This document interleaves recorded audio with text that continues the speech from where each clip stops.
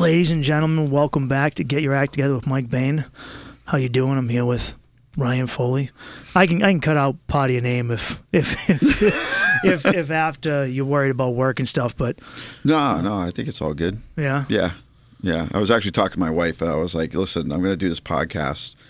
And I mean, she knows everything. So I was just like, is there anything? I would hope she knows everything. Yeah. I'm like, is there anything?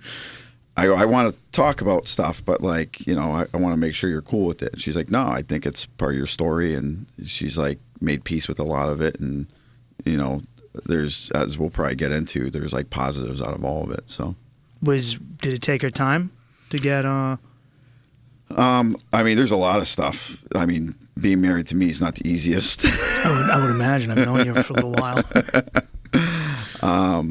So, I mean, she just put up with a lot of stuff for a long time. And when we were talking about this the other day, she was just kind of just came around and was like, there was a part of me that had to sit down and think, okay, do I want to do this? Do I want to keep moving forward with this guy? And is it worth it? And, she was like, I could cut and run, or she's like, because she's intelligent. She had a job. Like, she doesn't need me at all,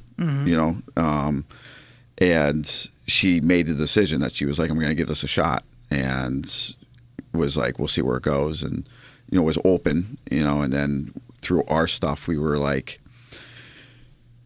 when I was asking for forgiveness for a lot of things, was like, I know it's a process, and I can't have you resent me, so I don't want you to like stay in this and be like, oh, now I'm going to punish them, because then I'm not going to stay here. So yeah, you can't make a relationship work in that sort of situation. Yeah. And yeah, she's just amazing. Through all my healing and everything, I don't usually say stuff like I don't deserve that anymore. I really kind of took that out of the vocabulary, but it's just the best way to describe it. It's like, I don't deserve, like, I'm really lucky to have her. That's good, man. I guess I'm starting to feel that way with my situation. So those listening, we worked together. It feels like a lifetime ago. Yeah. And then I remember you had as I was getting into comedy, you had the intelligence to get into the medical field. Yeah. And get like a practical, a more practical job, that you could have a family on. Yeah. And we've got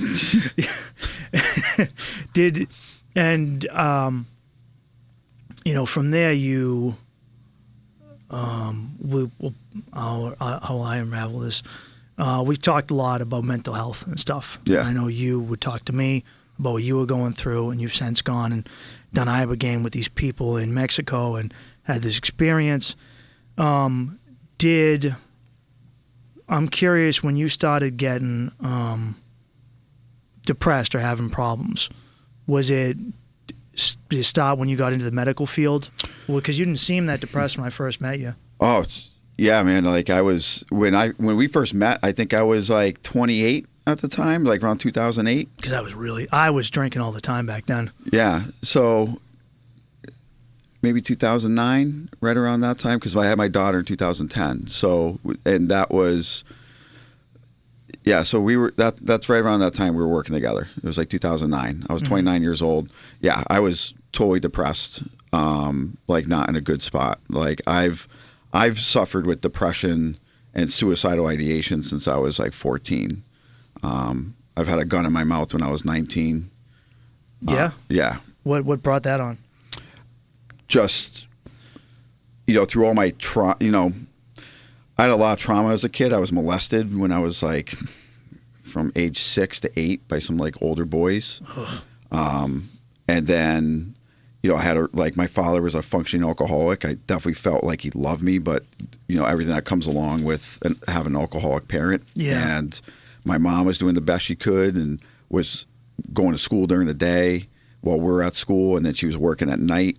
And then my grandmother was the one who pretty much like raised us. So there's like that trauma of like, nobody wants me, like I'm not wanted, nobody wants me around. Like, if my parents cared, they'd be here. All that kind of stuff. And I, from recently kind of digging down and be like, okay, why am I the way I am? And really searching down. And That's really kind of, I think, the root of it. And then from there, just spiraling out. And I was bullied in middle school as a kid, like really bad, and just getting beat up and just made fun of all the time. I had a speech impediment. My feet, where I was born, were like turned in, so I walked weird. Like it just like. I'm sorry. That's just kind of. I don't mean. No, man. Just icing on the cake. Yeah. I mean, my glasses were like Coke bottles. Like it just. Because having the lisp and the feet turned in that's a recipe for disaster at any public school or any school anywhere. Yeah. So it was rough. It was rough, and then on top of the home life being crazy, and then. The sexual abuse stuff, and it just all that kind of culminated. Middle school was hell. I got to high school, and everything was great. Actually, I went to a different high school than everybody that I went to grade school with, so I got to start over. And because I was like a super nerdy, sensitive kid, I hooked up with like all the geeky kids and the nerds, and then I loved playing sports. So I played football for like a year. I was skateboarding and got into like punk rock, hardcore music, and I loved writing in English. So I was like in an honors English, and I was in a vocational program. So I like really had my fingers in every portion of different type of cliques, and I was friends with everybody, which was different from grade school where I had no friends. Yeah, I was in a similar situation. I didn't know you did all that other stuff. I knew you were in the hardcore scene. I figured that's how you knew Frankie. Yeah. And the other guys, but I didn't. So did that help you being in hardcore? Did you find like, I found this place to be? Yeah. Where I could be. Yeah, man. I don't know, a reject or whatever. How you ever? Because like I feel like a lot of people get into hardcore and they're like, I don't fit in anywhere else, but I fit in here. And I can be angry and pissed off, and no one asks me why. Yeah, exactly. That was exactly it. It's like you could go and like the moshing is a little bit different. Like it's almost like fighting, So you're like in there. Yeah, I've seen some. I've seen some of Frankie's pictures, and I went to like one show. And I was like, this is not for me. Yeah. and for me, like the way I am was like, this is fucking it. Like I found like, this is me. This is a place where I can punch someone in the face and get punched in the face. And then there's no legal action or animosity. Yeah, it's all good. And there might be a band playing, Yeah. Yeah, I could actually listen to some music for a little bit. And so what happened after high school that I ever since I was 10 years old, I planned on going in the Marine Corps. My dad was in the Marines for a bit, and he never pushed it on me or anything, but for whatever reason, I got in my head, I'm like, I'm going to go to the Marines, and it's the hardest thing, so I'm going to do the hardest thing. And I went in, I did I signed up, I went to the physical, and essentially got through the whole thing, and then they went to the eye test, and then they were like, you're permanently disqualified from any armed services because my eyesight was so bad. Really? Yeah. Fuck, man, nowadays they're taking anybody. You could probably go back and try. I've actually thought about it because being a PA now, like they don't make exemptions up to like the age of 63 or something. So I've actually I've reached out to some recruiters in the past, but never really followed up with them. So it's something on the table now still. In 1960s, that'd be a fantastic thing to hear because now you don't go to NAM. Yeah. But I imagine that must have pissed you off when it happened. Oh, I mean, that's what I plan on doing since I was 10. So high school didn't matter. Grades didn't matter. Nothing mattered because I was just basically going to go in the Marines, and then I was going to get trained to kill people. That's what I thought at the time. It was like, I'm going to get trained to kill. I'm going to go to war. And like had no foresight after that. Was like just going to do the military and then be done. So that was probably like the biggest disappointment that I could think of. And then from there was like lost. So my dad had me lie about my age so I could go to work in a factory. How old were you? I was 17. What was this factory? So he wouldn't even let you finish high school? I finished high school. Oh, okay. So I graduated when I was 17 years old. Oh, all right. Well, so I was trying to sign up right after high school, and I was just going to go away, in the summertime, or I was going to turn, so I was 17 my senior year. So I was going to sign up and then go as soon as I turned 18. And so this happened like right in June when I found all this out, that I couldn't go to the Marines. And then my dad was like, all right, you come work with me. So he was working in a factory. It was kind of an interesting job. We were doing non-destructive testing. Mm-hmm. So anything that flies or fires has to get stripped down and like reevaluated. So we had like Sikorsky, like a big military contractor out of Connecticut, and they would take apart like Apache helicopter hubs, and then medical devices, and all sorts of things. So we would dip them in essentially fluorescent penetrant, wash it off, and then we would send it down the line. And my dad was the inspector, so I would be processing these parts, and my dad would be in a booth under a black light, and we'd be looking for any imperfections or anything that was like wrong with the parts that we were testing. And they would circle it and then send it back out, be like, yeah, it's good, or yeah, it's got to, get taken out of commission and then, or repaired or whatever. Yeah. So the funny thing about that was your hands, because my hands were in fluorescent penetrant, and I'm like 17 at the time, 18, going to clubs, and I would glow. Like you just jizzed all over yourself? Like fingernails, like if I had green stuff in my face, like I would never fucking know. So people would come up to me and be like, dude, you okay, man? Like you're like oozing green shit like out of your eyes. Yeah, just out of your pores. And some of the guys I worked with would go to strip clubs and soak their dollars in the penetrant, and then the strippers wouldn't touch their money at all. So it's a great way to get a free show and not have to actually pay. Yeah. Because nobody wants your jizz dollars. How long were you there for? So I was there for like a year and a half.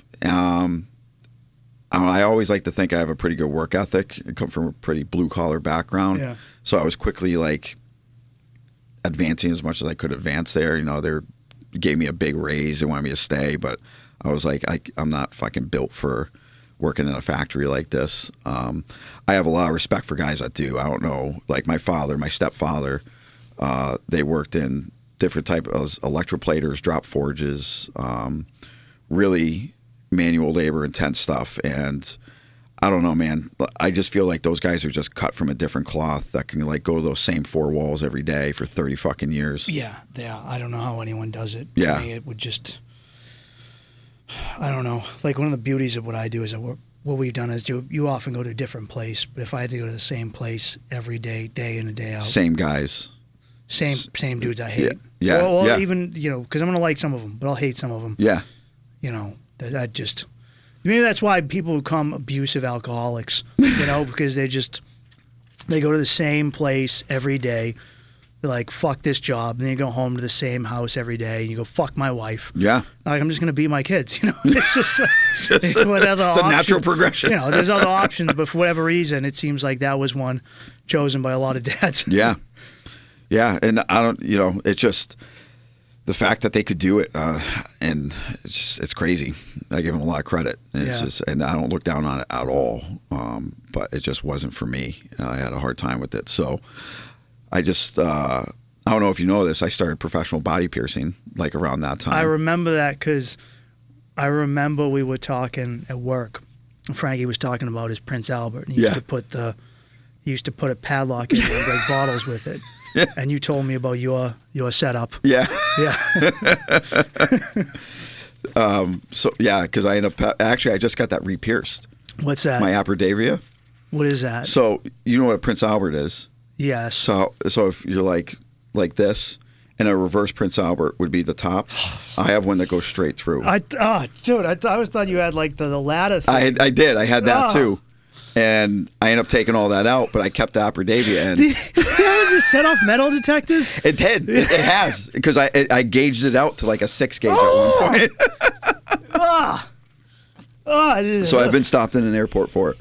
Yeah, do they grope you? No, but I was just like, they start doing the wand, and then it's like, and I just look at them like, we can either go into a room or like. Or I can whip it out right here, right? I'm always curious about piercings because I never got it. Like, I kind of understand tattoos. I understand the symbol of it. Was it like the idea did you get joy from the idea that I could physically alter me to who I wanted to be? Was there a joy in the pain aspect of piercing? What is it that? I think Was it cathartic in some manner? I think it probably was. I think really. So I got the very first piercings I got was I did my nipples when I was 14. So this is 1994. What? Were you just in the house with pierce my own nipple set? No, the guy that taught me how to pierce was a little bit older, and he was piercing people out of his room, at his house. All right. And he was part of the hardcore scene in my area. And I was just like, dude, I want in. I want to do it. And this is 94, so like nobody really has this stuff yet. Yeah, that was new then. It was like really new. Like if anybody had maybe their lip pierced, their eyebrow, like if somebody had shit done that you could see, it was like, oh fuck, that guy doesn't have a real job. Yeah, like that guy doesn't give a fuck. That's like face tattoos now. Yeah. That guy really just is going off the grid. Yeah. Yeah. So I was, to me, because I was angry, I was in this punk rock scene, like I kind of got picked, because I got picked on so much. The way I kind of overcame that was I'm going to fucking own it. I'm going to be the craziest motherfucker in the room. I'm going to do stuff people aren't willing to do. Well, putting a 6 gauge through your dick is one of those. Mission accomplished. So I really think for me it was just a way to like stand out and like be different. Yeah. And for whatever reason, I don't know why, and it's something I'm still kind of like deconstructing, is like why I always have that need to be like I'm different and I need to stand out from people. Why do I have to go to the Marines? Why did I have to? When I chose the PA program, I went to one of the hardest programs that I could go to. And PA is physician assistant. Because some people wouldn't know that. Physician assistant. So for whatever reason, I don't know, again, like that's something I'm kind of like working out, is like, why do I have this need to just be different and be like abnormal from everyone? Do you think it's like attention based? Like to a degree? Because I mean, like with me, I always knew with comedy, it was like, well, I'm clearly, trying to get attention from a room full of people. Yeah. Or, whenever I was out trying to fuck women, and I was in a kink, and I used to like being a dom. I was like, what do I, when I finally was like, maybe I should dissect this. I was like, why am I whipping this girl with a whip? Like, what is, because this isn't, it doesn't make full sense. As I got better, I started being like, thinking about my actions, and I was like, oh, because it gives me a sense of control, and I feel desired, and all that. Do you think there was something maybe that in reverse of like, hey, if you're gonna fucking hate, like, gonna treat me as I guess a weirdo, I'm gonna fucking, like you said, you're gonna own it. Yeah, I guess so. I mean, maybe it was like a source of control. It was something I could own. Like, if you're gonna treat me like an outcast, I'm gonna be the fucking outcast. Mm-hmm. And I'm going to give you a reason to outcast me. So I guess that is a way, to just kind of control what was going on. And it wasn't, now through all my healing that I've been trying to do is like, that's the stuff I'm working on, is dissecting all that. Is like, I remember when I first went to therapy and I started dissecting stuff, and I started with like basic stuff, which was like kinks, right? And I'm like, my therapist is like, you don't have to like, you can just like stuff. And I'm like, nah, I know there's a reason. There's a reason that I'm choking a girl. Like, it's not, doesn't just, I feel like there's something that got me here, and then when you get better, you go, like, what happens is one day you're just sitting down eating a fucking Pop-Tart and you just go, fuck, that's what it was. Yeah. It was that you remember what happened in your childhood, and it connected to this and it connected to that, and you're like, well, now I don't get off on beating you anymore. Like dumping candle wax on your bare chest isn't going to work for me. Yeah. It's exactly what happened, and then you just, I remember at first I was like, oh fuck. What am I going to do? Am I square? And I was like, no, this is actually great. Now I'm on the other side of it. Yeah. It's amazing when you get those like downloads of like, oh yeah, that's why I do that. Mm-hmm.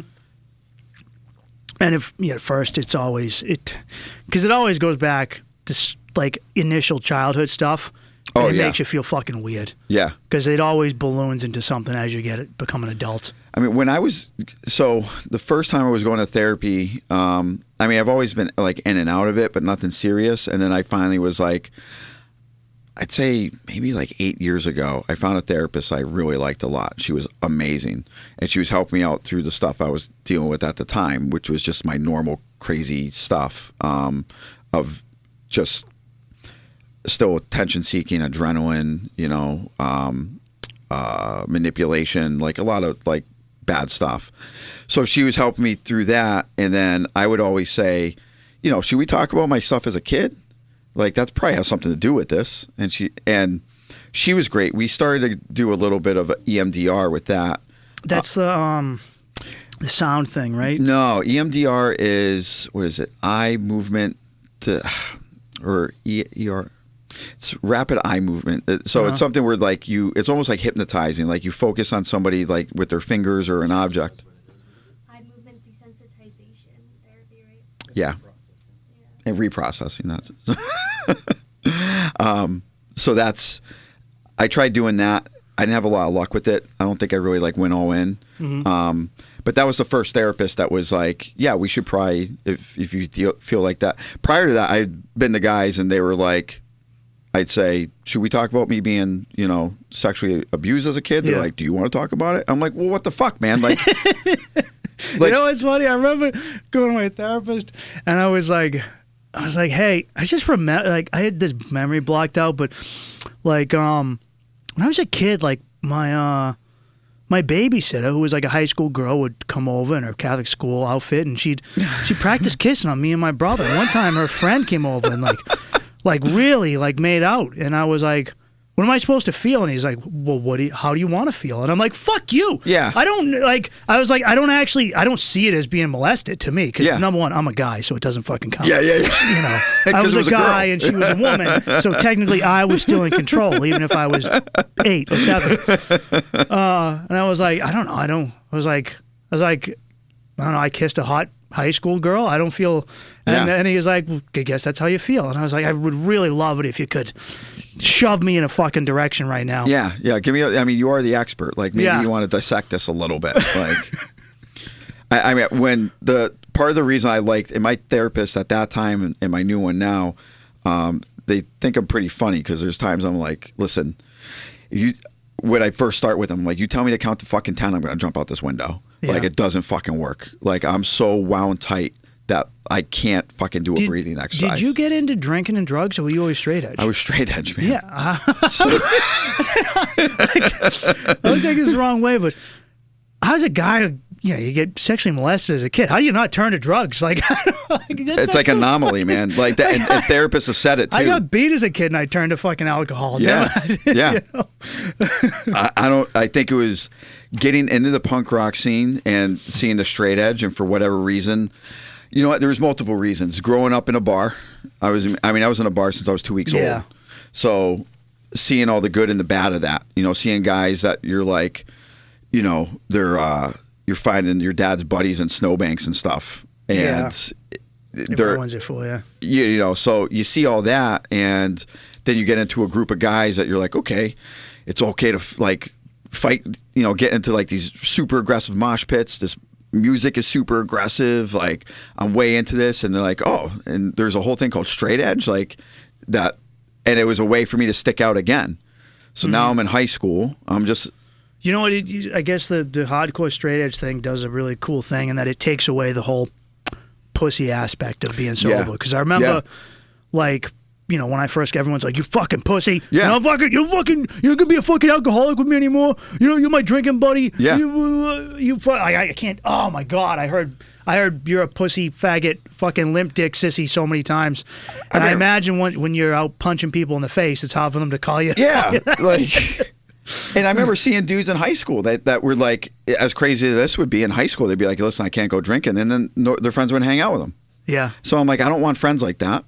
And I don't want to be, I see what the drinking does to my home life and my dad and his friends and like all this shit. And then I got a bunch of guys that are like, it's cool not to fucking do drugs. Mm-hmm. And it's cool to like not do this, and you got this brotherhood of guys looking out for each other. And again, I think it was another way to just stand out from everybody else and be like, what was your escape then? Did you have an escape? Were you an escapist? I think, I mean, violence. I've just.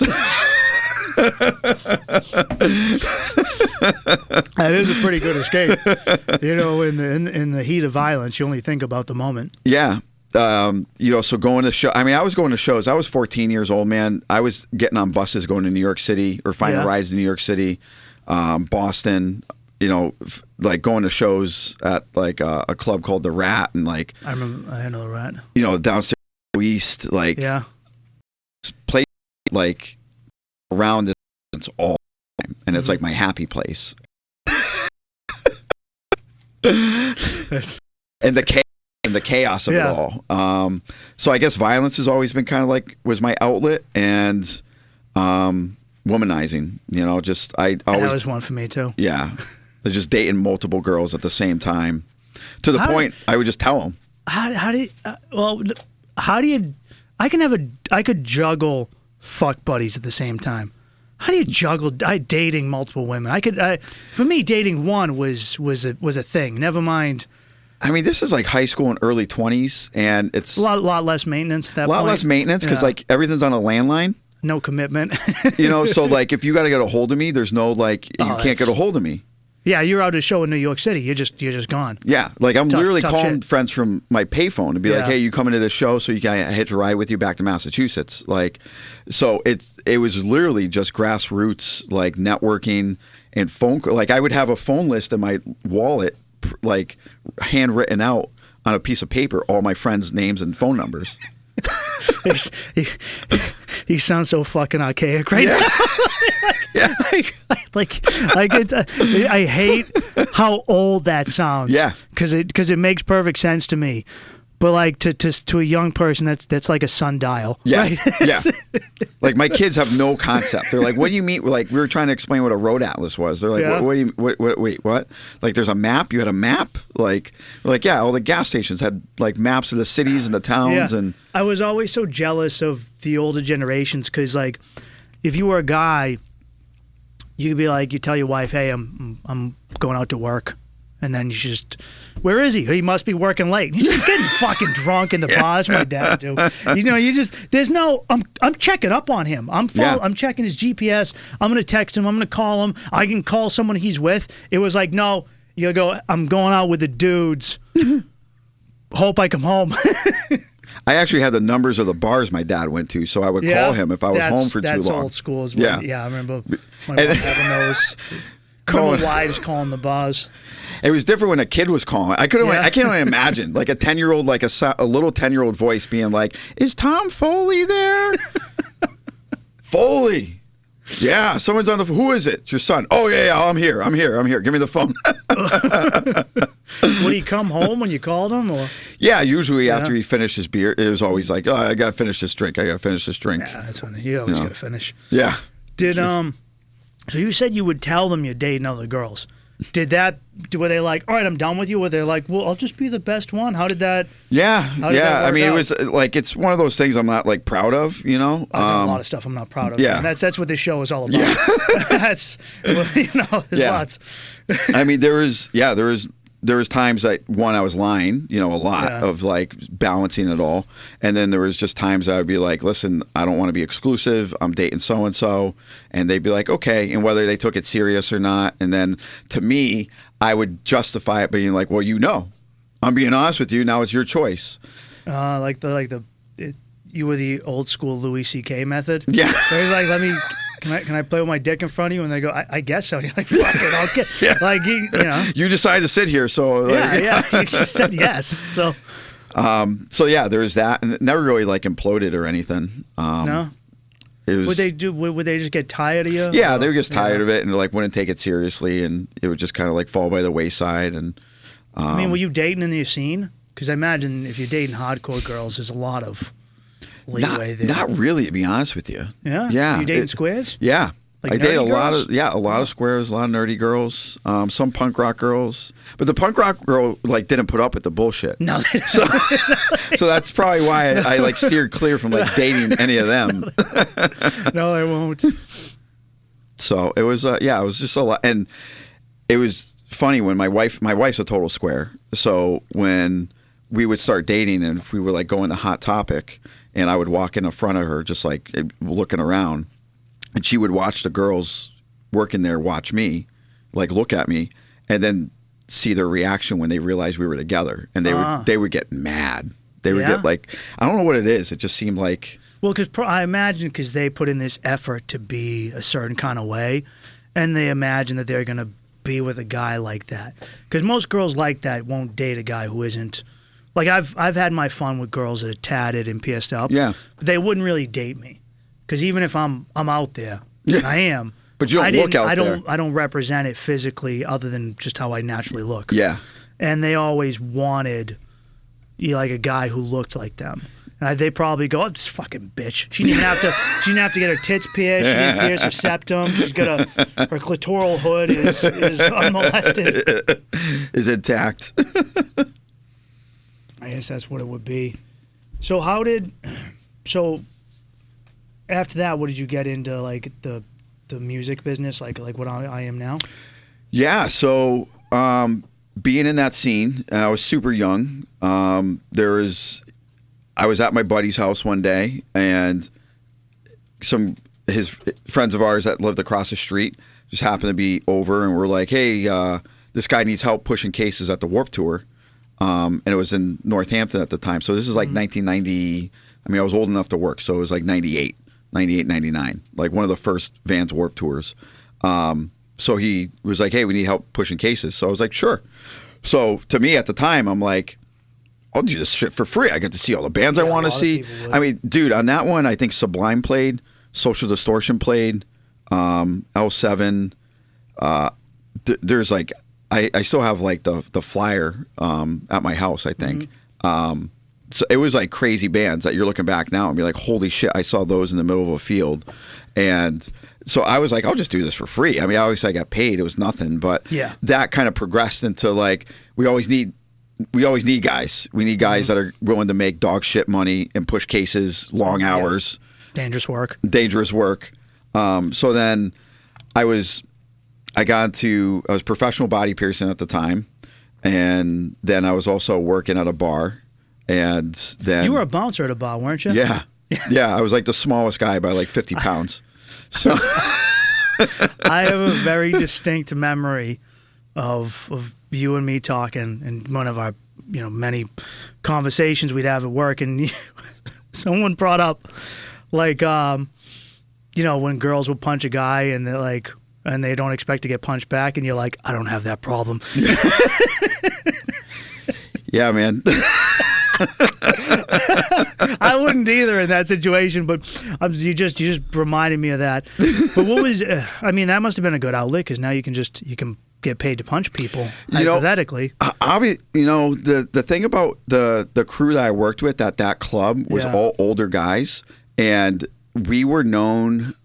It was on Worthington Street in Springfield. So anybody that if anyone listens or knows what that is, it was Worthington Street, Springfield, Mass, in like late 90s, early 2000s. So that whole street was like Bourbon Street. Yeah. There was multiple nightclubs, regular clubs, like regular just bars, rock and roll bars, and the strip clubs, all within 3 blocks on the same street. So then they would close the street down at the front and the back at, I'd say, midnight.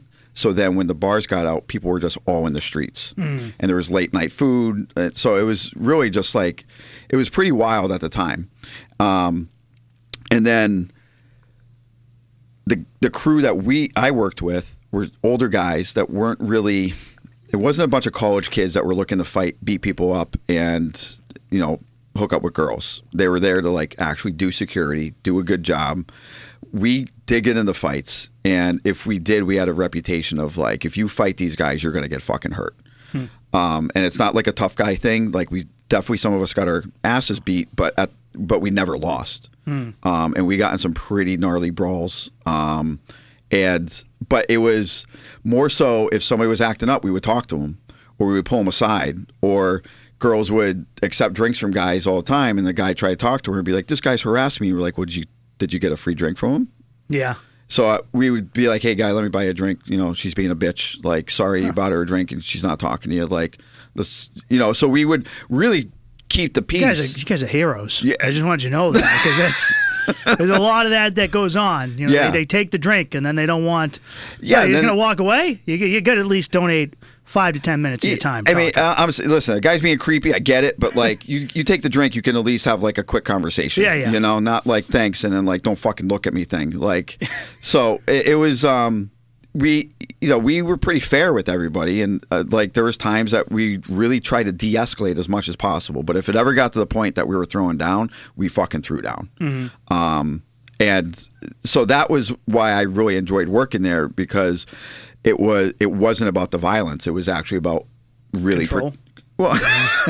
I think protecting people. Yeah. You know, being like, I've always had this thing of like sticking up for the underdog and like sticking up for people and doing the right thing. And I think, you know, making sure that, you know, I remember the story of like you getting bricked. Yeah, I was going to bring that up. I fought a whole group of bouncers. And, you know, there's a point of like, you look at the guy like you at the time and you're like, does this guy even fucking know what he's doing right now? And like, there's 6 of us, there's one of him. He's fucking hammered. It's not a fight. Like, No, it was me getting stomped out is what it was. You know? Yeah. And there's like no need for that. I was just thinking about this story earlier today when I was like, oh man, I wish I was like, because I need 10 grand for like my immigration lawyer for my wife, and I was like, if I just fucking sued that fucking bar, they'd settle out of court for like 10 grand. It bothers me to this day because I didn't grow up in a litigious environment. Yeah. So the concept and the idea, I remember the cop calling me and me telling him what happened, and he's like, oh man, you know, that we could take away their liquor license. And I go, yeah, you know what? Yeah, you know, I was being a drunk asshole too. Fuck it. And he goes, yeah, you got to start growing up. And then, but I could have just fucking taken their money, but I was just like, no, I don't. Oh, there's some honor in it, you know? And I think we miss a lot of that now. Yeah. Back in the, I mean, a lot, those fights I was talking 10 about. fucking grand. That's what I miss. But no, in the moment, I was like, you know what? It wasn't like I was innocent, you know? Yeah. My friends were being assholes. The bouncers shouldn't have fucked us up a whole street away from the bar. But I mean, there's times that we got in a lot of fights, whether win or lose or whoever got beat up, and like we were able to like reconnect with who that was through other third parties, and both being like, yeah, we're good, man. Like, you did your thing, we did our thing. Like, there's no need to go further with this. And like they by all rights we could have on either side. And I don't know. I think it was just some honor in like having ownership and responsibility to, you know, like you're saying, you're like, I was being a drunk asshole. yeah. There's this truth. I mean, there's plenty of times in history when 2 cultures, tribes, or nations or kingdoms go to war, and then they're like, all right, it's over. Hey, you want to go to war against this other guy? And you're like, sure. Yeah. You know? Yeah, like, just put it away. You know, just, you know, like Italy and Germany were fighting in the First World War, Second World War. They're like, you want to be boys? Let's fucking do it. You know, like, you know, you just man up and you go, yeah, you got me. I mean, honestly, I think you. some of my best friends, I started with like either fist fighting or like almost coming to blows with guys when I first met them, and now they're some of my best friends I've ever had. Yeah, I fought some of my friends before back in the day. Yeah, I don't know what that means, but I just think it's natural. I just think that they're like, you put a bunch of chimps in a cage. They're gonna fight. They're still part of the same tribe, Yeah. and they'll protect and love one another and have a community, which is fundamental for warding off anxiety and depression and things like that. But you know, you fight. You get you're a guy. You're filled with testosterone, especially when you're young. And I don't know how to fucking use my emotions. Yeah. And you made me mad. I don't know how to say you made me mad. I could just say it, but I don't know how. So I'm going to fucking punch you in the face, and you punch me in the face, and then eventually, you know, after a few punches, we go, all right, you good? I'm good. You know, that's all. It's not that crazy, but like in our newer, softer society, we make any form of violence seem like catastrophic. Like even the most minute violence is like, you know, on the scale of fuck, you're a savage. Raising your voice sometimes is like unacceptable. It's okay to sometimes like you know, there's a point where it's too much. Yeah. But sometimes a little, like, you know, even in construction, you know, sometimes a couple guys rough each other up.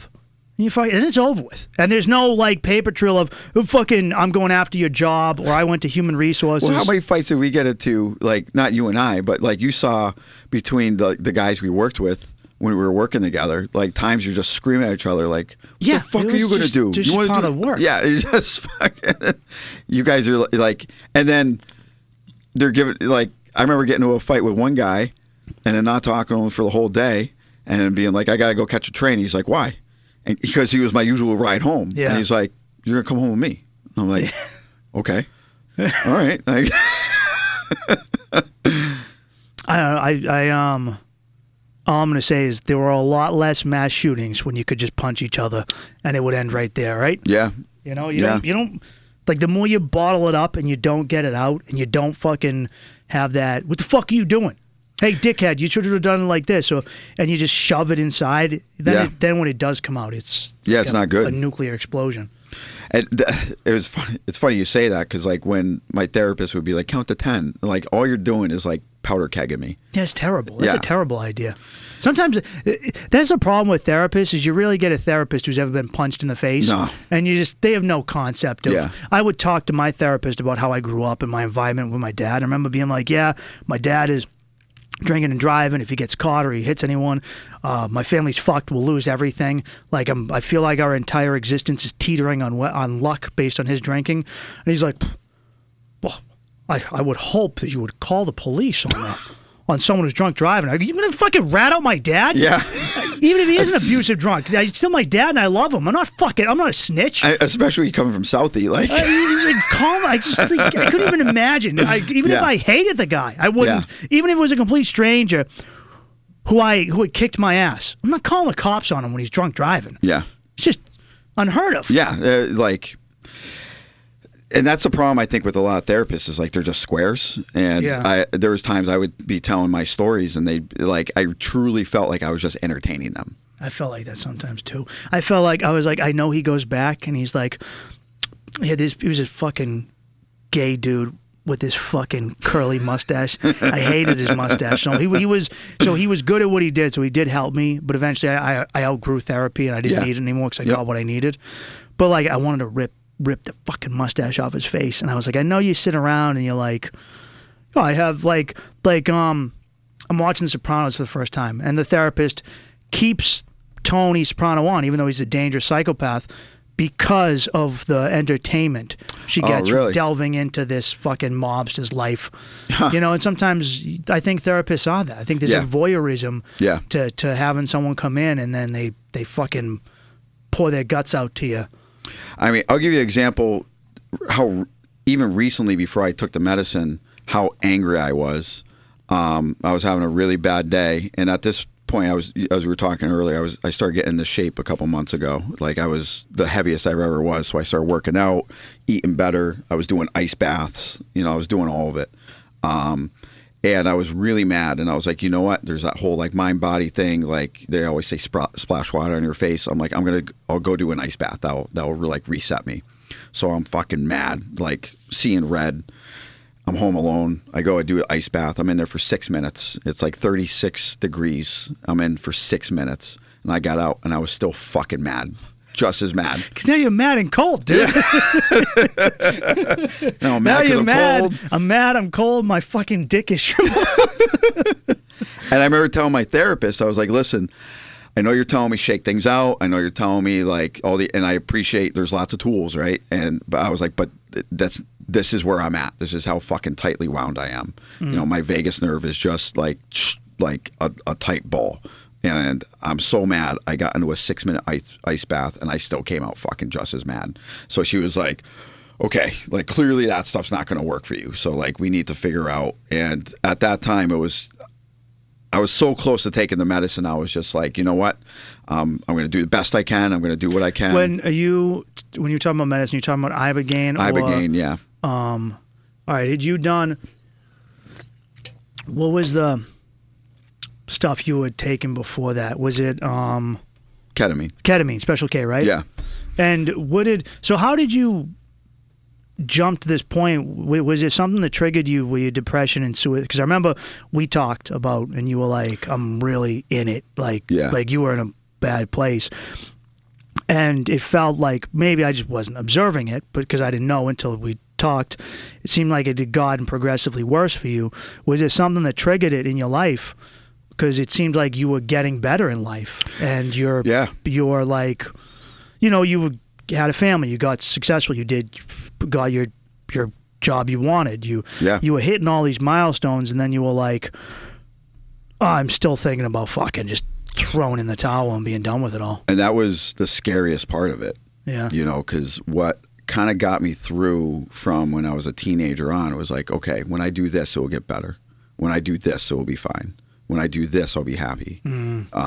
So it was always like these milestones that or things I was always like in the future. I was never in now. Yeah. And, we'll get into like all the other stuff, but really what I went from being straight edge to when I maybe started having like a beer or two, and I really only have one beer at a time when I was like 30, just because I got tired of drinking seltzer water. Yeah, it sucks. Never. It's awful. Yeah, never got. I think I've been drunk like 6 times. Yeah. At home, never done it in public. So I go from being straight edge, having a couple beers, totally controlled, to being so suicidal. I'm willing to take the hardest. Or not hardest, but I'm willing to take the most intense psychedelics possible because I need to do something. And I don't think anything in particularly triggered it, but it was like a realization of we had moved into this brand new house because my wife, part of her job, gets housing, and the house we moved into, they completely gutted it and redid it, soup the nuts. It has 5 bedrooms. It's like a giant house. We're so incredibly lucky to live there. So it's this gorgeous house, and it looks like an inn. I have this house. I have 4 beautiful, healthy kids. I have a wife that is intelligent, that is advancing her career, that has stuck by me, loves the kids. We're like a perfect kind of nuclear family. I became a nurse. I go to PA school, go through the hardest PA, one of the most difficult PA schools. Now you're helping people. Yeah. Full time. And I'm helping people, so I get that need of I'm wanted and needed, and I'm making more money than I've ever fucking made. And we have the cars that we need.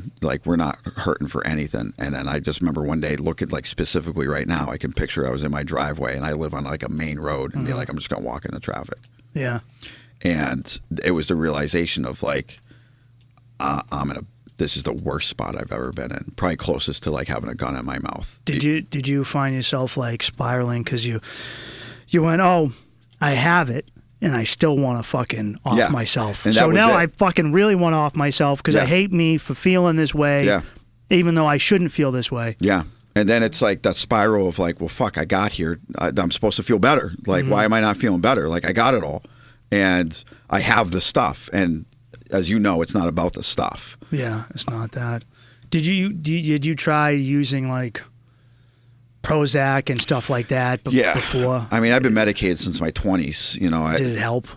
So what it would do is it made me numb. It made me completely flat. I couldn't cry, and I couldn't. But what I could do is still explode. Yeah. So I couldn't have a full range of motions. I was very. You would never know. I mean, I was medicated. I'm pretty sure I was medicated when we were working together. Yeah. And I would come off my medication without any kind of tapering or anything, and that was fucking bad. So because I did it wrong, and then would even more so be fuck, I need to be on stuff. And one of the therapists, the guy that I felt like I was entertaining, put me on antipsychotics. He put me on other stuff that essentially is anti-seizure medication to slow your brain down. Yeah. Yeah. Shit. Because I was heavy duty. Yeah, because I was I'm just fucking mad, man. Yeah. I'm really somebody pulls out too much and I want to pull them out of their car. Yeah. I'm literally just ruminating on like fighting people and like having arguments in my head and like still playing that out and like screaming at my kids at home and like just not being a good father or husband. And just being on edge all the time. So he's like, well, we could try this stuff. So essentially it was like tranquilizers. And I was trying to go to school. Is this K we're talking about? No, this is just straight up like anti-seizure medications. This is prior to all this. And I've taken SSRIs, antipsychotics, anti-seizure meds. None of it really helped, or it was, you know, maybe too clouded that I couldn't do what I needed to do. So you imagine rigging, you know, me being 100 feet in the air on like a medication that's making me like drool. I mean, at least you're not anxious, but it's not safe. So what made you be like, all right, I've done this.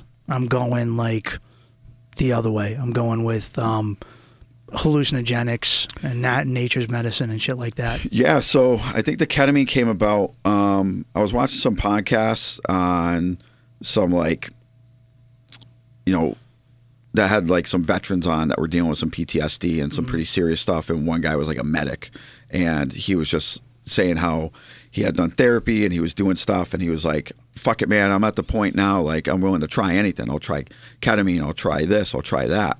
And I think that was kind of like what planted the seed a little bit, knowing like that was out there, and then starting to, you know, research ketamine. I mean, I knew what it was at this point because of my medical background, but then starting to research it for like how it's being used for, you know, PTSD and anxiety and depression. And then I was in such a bad spot from that point in my driveway. It was like October, I think. And I talked to my wife and I was like, I need help. Like, I need you to call people. Like, I can't fucking do this. And she's a fucking hero. You know, she saved my life so many times. And, you know, she made the phone calls, and I'm like, again, because how I'm wired, I'm like, what's the most extreme thing I could fucking do? And there's S-ketamine, which is like a nasal spray. And then there's tablets you can take, and then there's IV, which you just mainline it. So of course I chose the IV mainline. I didn't know you could mainline fucking Special K. Yeah. Yeah. So so I found an office. So you just went straight to the K-hole. Huh? Yeah. Yeah. And I remember at one point being like, oh, this is what they're talking about when they say K-hole.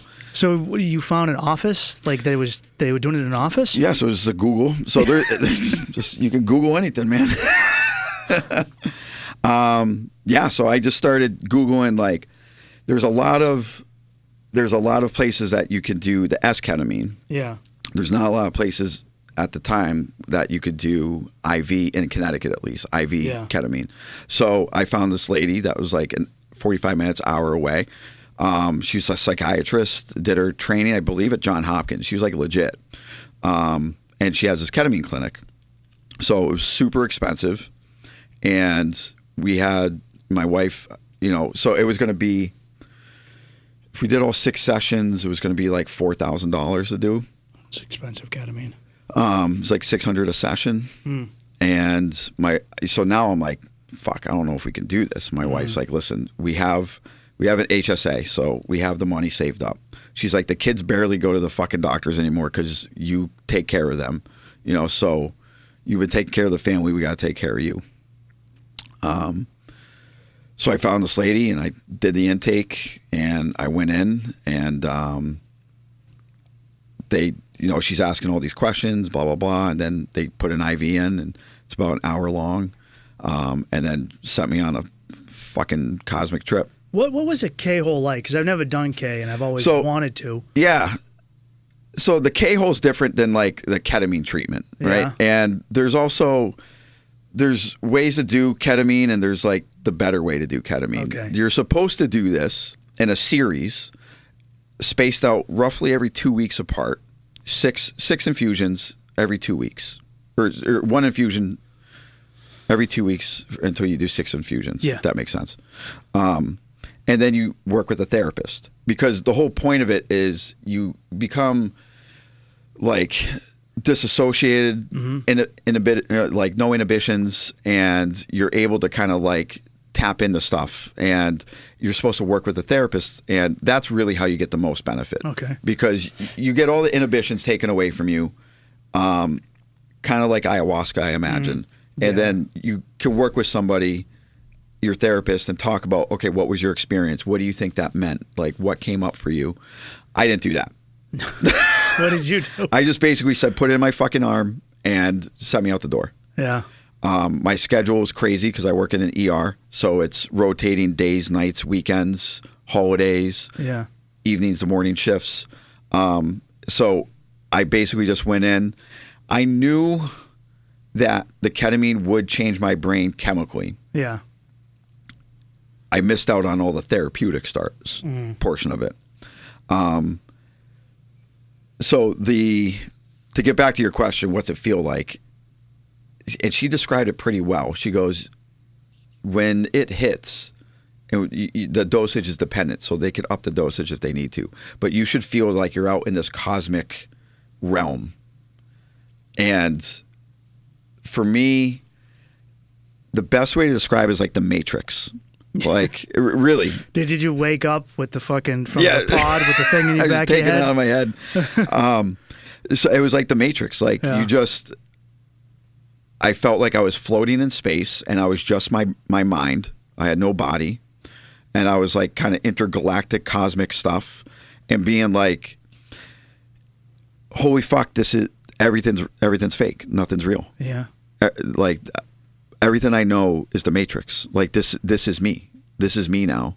And everything else is bullshit. I'm never going to see my kids again. I'm never going to see my wife again.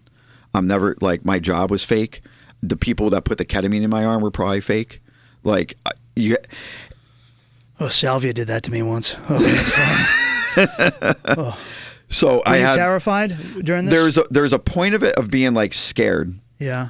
And then you get that like almost godlike feeling of it's just hard to explain, but you're just like you're scared, but then you're like, but it's okay. Yeah, I know that feeling.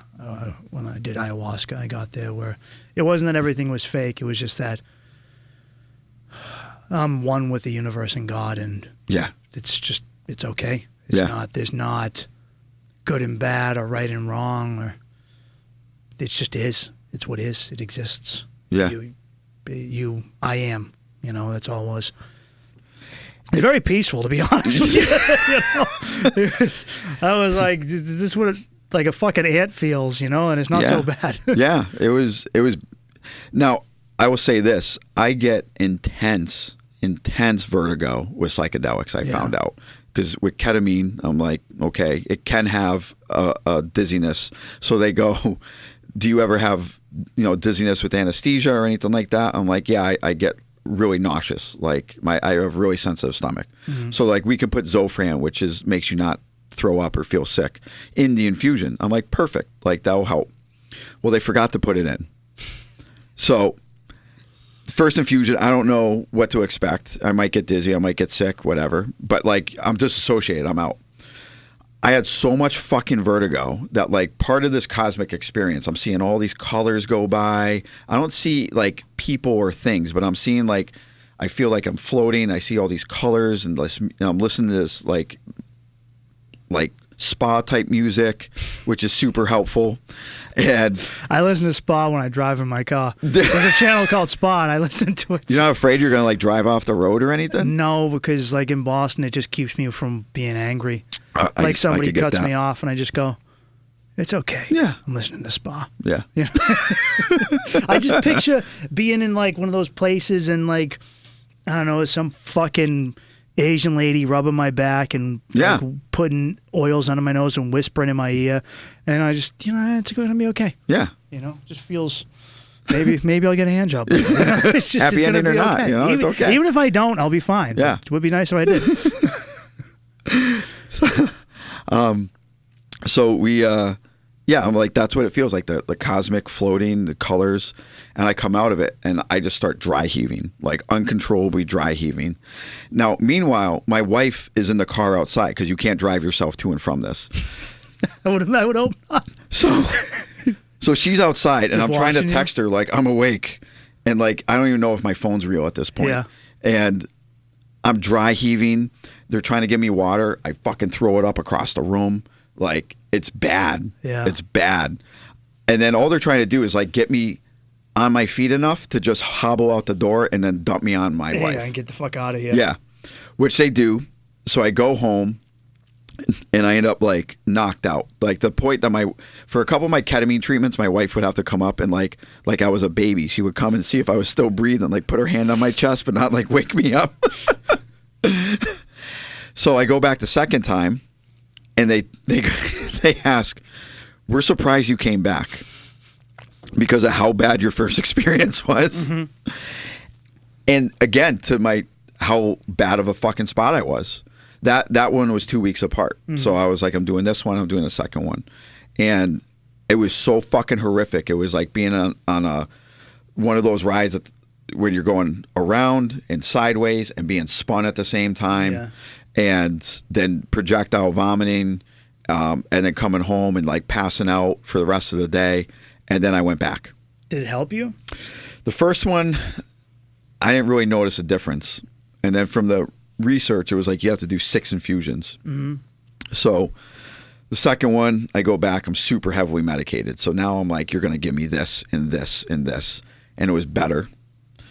And then the third one, I was pre-medicated, all this stuff. I kind of got it down to like what I needed to do when, like time-wise, when to pre-medicate and stuff. So I wasn't having the vertigo. I could still have the experience. Made sure I had enough ketamine. And then by the fourth one, again, because I didn't either read any of the information that was available to me or look it up, I was like, oh, I should probably go in with some intentions. That's an important part of psychedelic healing. So come to find out, is to have an idea of what you want to get out of it. Yeah, but that's how desperate I was, right? Like I was just to the point that I was so suicidal, willing to throw everything away, and having that feeling of like my kids are better off if I'm not around. It's a dark place. To being, okay, this was fucking horrific. I've never done psychedelics, but I'm going to fucking go do it again. Yeah, I get people who ask me, like, because they're like, what did it feel like when you did ayahuasca? And I go, part of it felt like I was dying. Yeah. And they're like, why'd you do it? And I was like, because I felt better after. Yeah. And also the place I was in was so horrible that I was willing to feel like I was dying to get the fuck out of it. Yep. You know? Because if you're not in that place, it doesn't make sense, you know? Yeah. You're not going to understand it. Understandably so. You know, but like if you're already in a mental hell, you don't mind walking through another portion of hell to get out. Yeah, because I'm willing to end it. You know? Because we know ending it's just going to end it. Yeah, yeah. So like I'm willing to fight, and I'm already, this is fucking, I think as horrible as it could get, because I'm willing to fucking end it. Mm-hmm. So like what's a little puking aside, you know? Like I'm trying to fight for everyone and for myself. And if that's what it takes, then that's what I'm going to do. And then I end up doing 5 infusions over a course of like 6 months. Like no therapist, no 2 weeks apart. Start setting attentions on like maybe the 4th and 5th fucking time around. Yeah. And I felt some benefits. And then definitely the suicidality went away. All right, that's good. Yeah. So that was like one of the biggest ones I noticed. I was like, one day I was like, wait a minute, I'm not thinking of all day, every day trying to just fucking end it. So that was helpful. But it wasn't enough. Yeah, it didn't get me to where I needed to be. So how'd you end up in Mexico doing Ibogaine with a bunch of ex-military guys? Yeah, so, through doing ketamine and feeling like I wasn't getting what I wanted out of it, was starting to, and I knew you had done ayahuasca, so that was like kind of on the list, was like, all right, maybe I'm going to reach out to Mike or some other guys and be like, when can I do ayahuasca? Because that seems pretty readily available. And then came across Ibogaine, not many people know about it, and came across of it, just doing some research. And then, working in the ER, one of the docs I work with is I don't want to give too much away, but he was recommended this podcast, the Sean Ryan Show, because it's a bunch of cool, like, military stuff. And he was like, oh, you should check out these guys, like these certain episodes. Like these are some like the top of the top guys. These really cool guys. And this one episode with this guy, DJ Shipley, he was just like, his story is just incredible. It was just like a god of a fucking. He's just like a badass dude. But what really, besides all the cool Army shit and all military shit they're doing, it was him trying to constantly chase a high. Like he got out of the military, then he became like a professional like skydiver, and then that, like, when that wasn't enough, and like was constantly like, and then was having, you know, marital problems and was all this stuff, and I just kind of like was like, this sounds like a lot of stuff I'm going through. Like I'm constantly, you know, the jobs I picked, you know, working as a rigger, you know, being in like chaotic environments, the punk rock kind of music, being a bouncer, working in an emergency department, like I'm always trying to chase this thing down, and then having all like the family problems. And it was like, here's a guy who's like a super badass dude, and he's got like the same type of problems I got. And then the episode was talking about how he went to Ibogaine, went down to this facility down in Mexico and did Ibogaine, and it really was helpful. And then again, because of the way I'm wired, was just like, oh, it's the most intense psychedelic, like sign me up. Yeah. Like that's the one I'm going to do. Did, so those don't know, I hadn't heard of it before, because I met one of the guys who was living with the shaman I met out in the jungle. He had gotten sober off heroin through Ibogaine. And a lot of people actually, Ibogaine shocks your system so hard that there are treatment centers in Mexico specifically for heroin junkies, and they go through all of their withdrawals in like a span of 12 hours. And it kind of gives you a chance to fully reset. Yeah. And then go back out without that heroin monkey on your back trying to eat away at you. That's exactly. So the place I went down to is called Ambio, and they do a lot of, because of the special operations community is so tight knit. Like most of the people that they had were special operations veterans, and that's kind of, I think, how they really kind of got started. And then through the Sean Ryan show and other people going out and going down there for the Ibogaine experience has really kind of expanded. They have two protocols. They have the protocol for substance abuse that you spoke of. And then they also have another protocol, which is what I did, which is about roughly 5 days. And that's for like the reset. It's for like a trauma-based, yeah, like PTSD. You want to recover from. Yeah. And, you know, a lot of and then also the other portion of it, you know, from being a medical professional myself and understanding, like, you know, research, they had done a study of Ibogaine, I believe, out of Stanford. And they took this is the first study that they did, where they took the veterans that went through it. They scanned their brains before with MRIs, and they scanned them after they did the medicine, and then again in 30 days. And they actually could see changes in their brains. Like chemical changes. Yeah. Like the actual pictures of their brains look different. What did they surmise from that? So that in conjunction with the scorings that they were doing, like there's, I can't remember the name of it, but there's like questionnaires that you can do for like PTSD and for depression and anxiety that kind of gives you like a range of like where you are. And all those scores went down by like 50% of like PTSD type symptoms. And then they stayed down. So it not only like they took the medicine and it helped them, but then it also like stayed within their system, and then they could see the physical changes in their brain. And that was, when you say reset, it's funny because when I was looking to go down, I was just like, I need the fucking reset. Like, I found a new therapist, and I was just assembling a team. And when I talked to her, I was like, listen, if you're not going to help me, I'm going to find somebody else. But this is what I'm doing. I don't have time to do fucking gratitude journals. I don't have time to do fucking... No counting to 10. Yeah, I can't count to 10. Like, I don't have 5 years to work on this. Like, I need to fucking be better now. And I know that's a very like Western way of looking, and I know it's a process, but... Yeah, but if you're...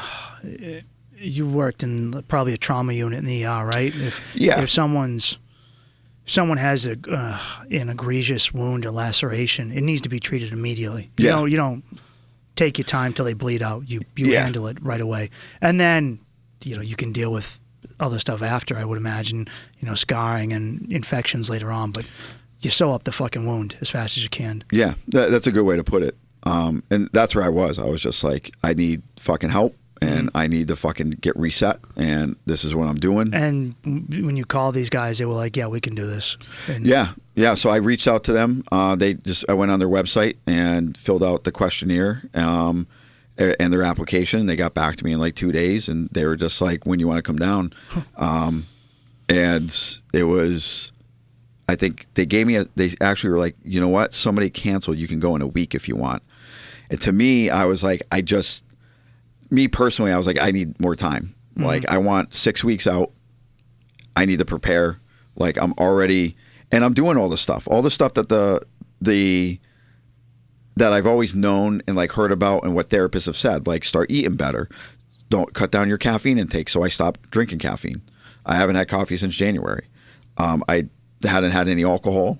I started eating cleaner. I started running every other day. I was lifting weights every other day of that. I started doing yoga. I started doing all this stuff. I started journaling. I was like, I'm doing all the stuff they're telling me to do, and I'm still like it's not helping. Knowing I'm going down to Mexico for the medicine. So I'm like, I'm putting my best foot forward. I'm trying to get my intention set. Now, the great thing about Ambio is they give you coaches. So I was assigned a coach that I met with 2 times before I go down and a couple times after. What is your coach like? Is it like a veteran, or as opposed to like some fucking squishy therapist with fucking glasses? So mine happened to be a veteran, and he was surprised. He was a Navy SEAL, and he was surprised to get me because he was like, he goes, "What branch were you in?" I was like, "I'm actually a civilian." He goes, "That's really weird. They usually only give me veterans." He's like, "This is cool. He's like, I can work with you 100%, but usually they're like, get this guy ready and get him out." So I was like, "Yeah, it's awesome. Let's do it." And some of the other therapists are, I don't want to say they're not the way you describe them, but I feel like these psychedelic therapists and coaches just get it different.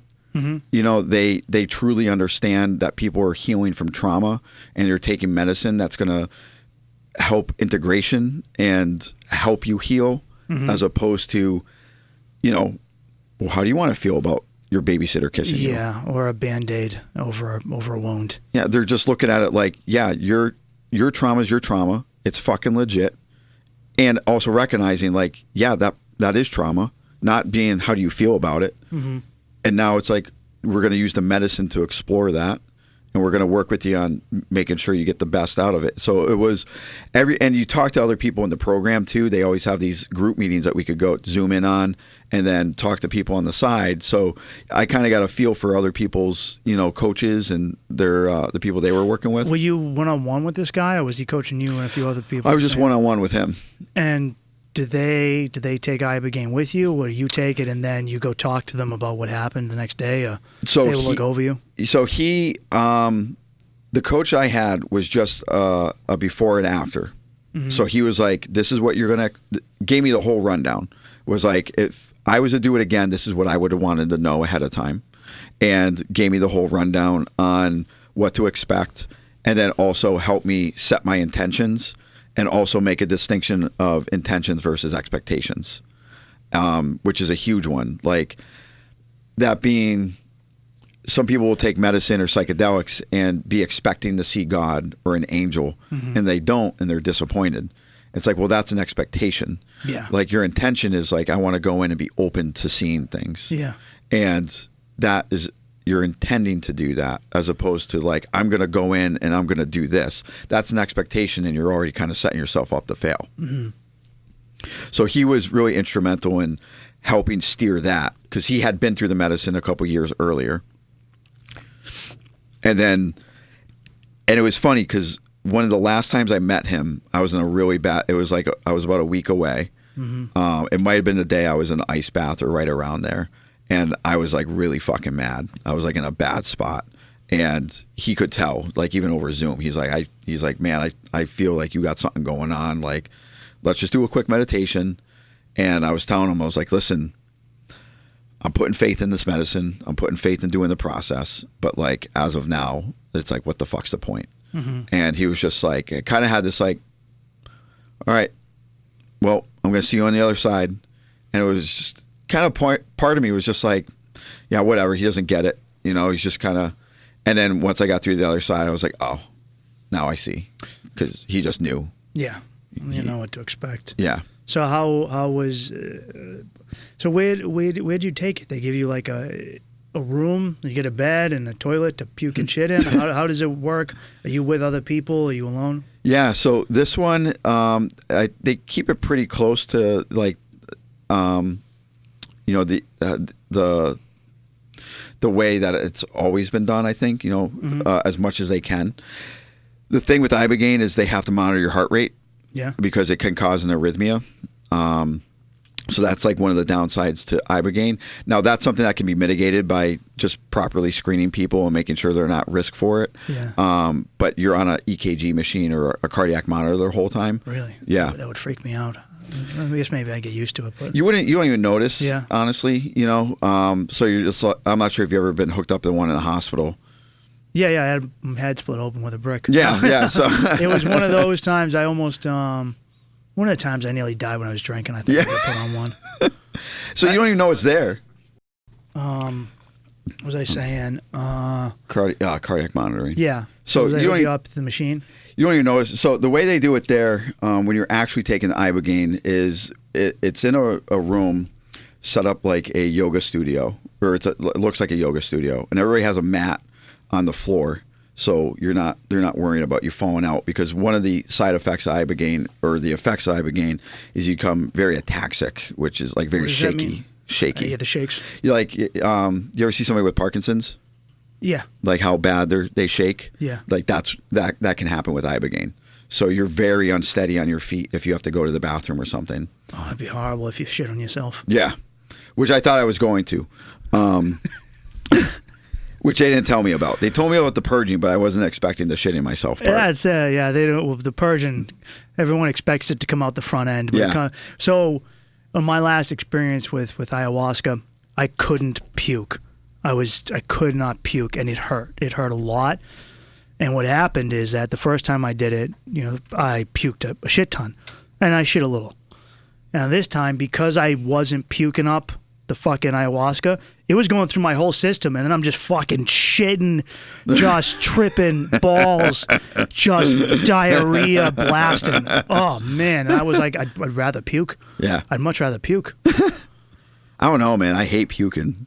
I hate puking too, but like what I really hate is when I'm wiping my ass by candlelight in the jungle and my toilet paper rips, and I get doo-doo all over my fucking fingers, and I'm tripping. Yeah. That was I've been there. That was an experience of a lifetime. That was like the smell was life changing.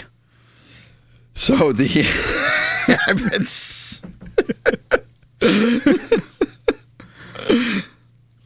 What? So you said. So what did they give you? Like they give you a dose at you and everyone else in this yoga room. So do you want to hear the whole process? Like the minute we get there, kind of thing. Yeah, sure. So, walk me through it. All right. So they pick you up in San Diego in an unmarked van.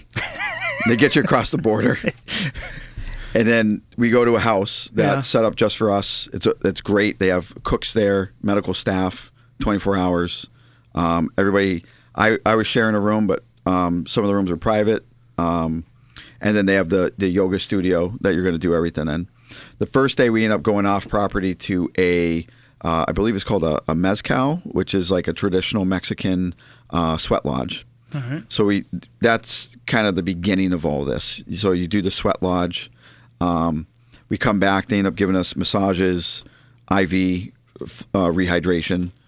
We have some food. They complete our medical intakes with doing EKGs and some blood work just to make sure our liver enzymes are okay. Because Ibogaine, I believe, is metabolized through the liver, so they want to make sure that your liver is working okay. Excuse me. So then that's Tuesday, the time I did it, and then the next day, Wednesday, we kind of circle up, talk about what's going on, and we did like a 2-hour yoga class. They taught us some breathing techniques that they said would be useful, which they were, during the Ibogaine. And then we had to start fasting from 5 o'clock on. And 8:30 is when, around 8 o'clock, we did a burn circle. So you write down everything you want to get rid of, or anything want to just get out. And, ceremoniously burn the paper. And then have a few words. And then we went inside, and at 8:30 p.m., they give it to you at night, because the most intense, the visions in the beginning are most intense for like 6 to 8 hours. But the whole trip can last up to 24 to 36 hours. So we end up on 8:30. We take the medicine, and they're like, be upstairs in an hour to the yoga studio area, and that's where we've already set up our cots. We have our blankets. You're as comfortable as you are, and they have a mirror in front of everyone. And I remember my coach saying, just look in the mirror. And my buddy, It's usually not something you do when you're tripping balls. Exactly. It's the one thing you're not supposed to do. So for me, who's like completely naive to any like psychedelics, like on the side, like my coach is like, look in the mirror, and then you'll notice something's going on. So I take the first dose 8:30. We all go up at 9:30. We're sitting there. We're all waiting, and then they're like, "Do you feel it yet?" We're like, "No." So they're like, "All right, everybody up, start walking around." So now I'm pretty shaky at this point, but I'm like, I'm not fucking seeing nothing. I'm moving. So like I'm like trying to like march around as much as I can, move as much as I can. Then they give you the first dose to see if you have a reaction. So they wait about an hour and a half. You get your second dose, and it's a 4-dose. The normal thing is about 4 doses. 4 doses in one setting. In one setting, that's the protocol, and it's weight based. So my pills are different than the other guy's pills.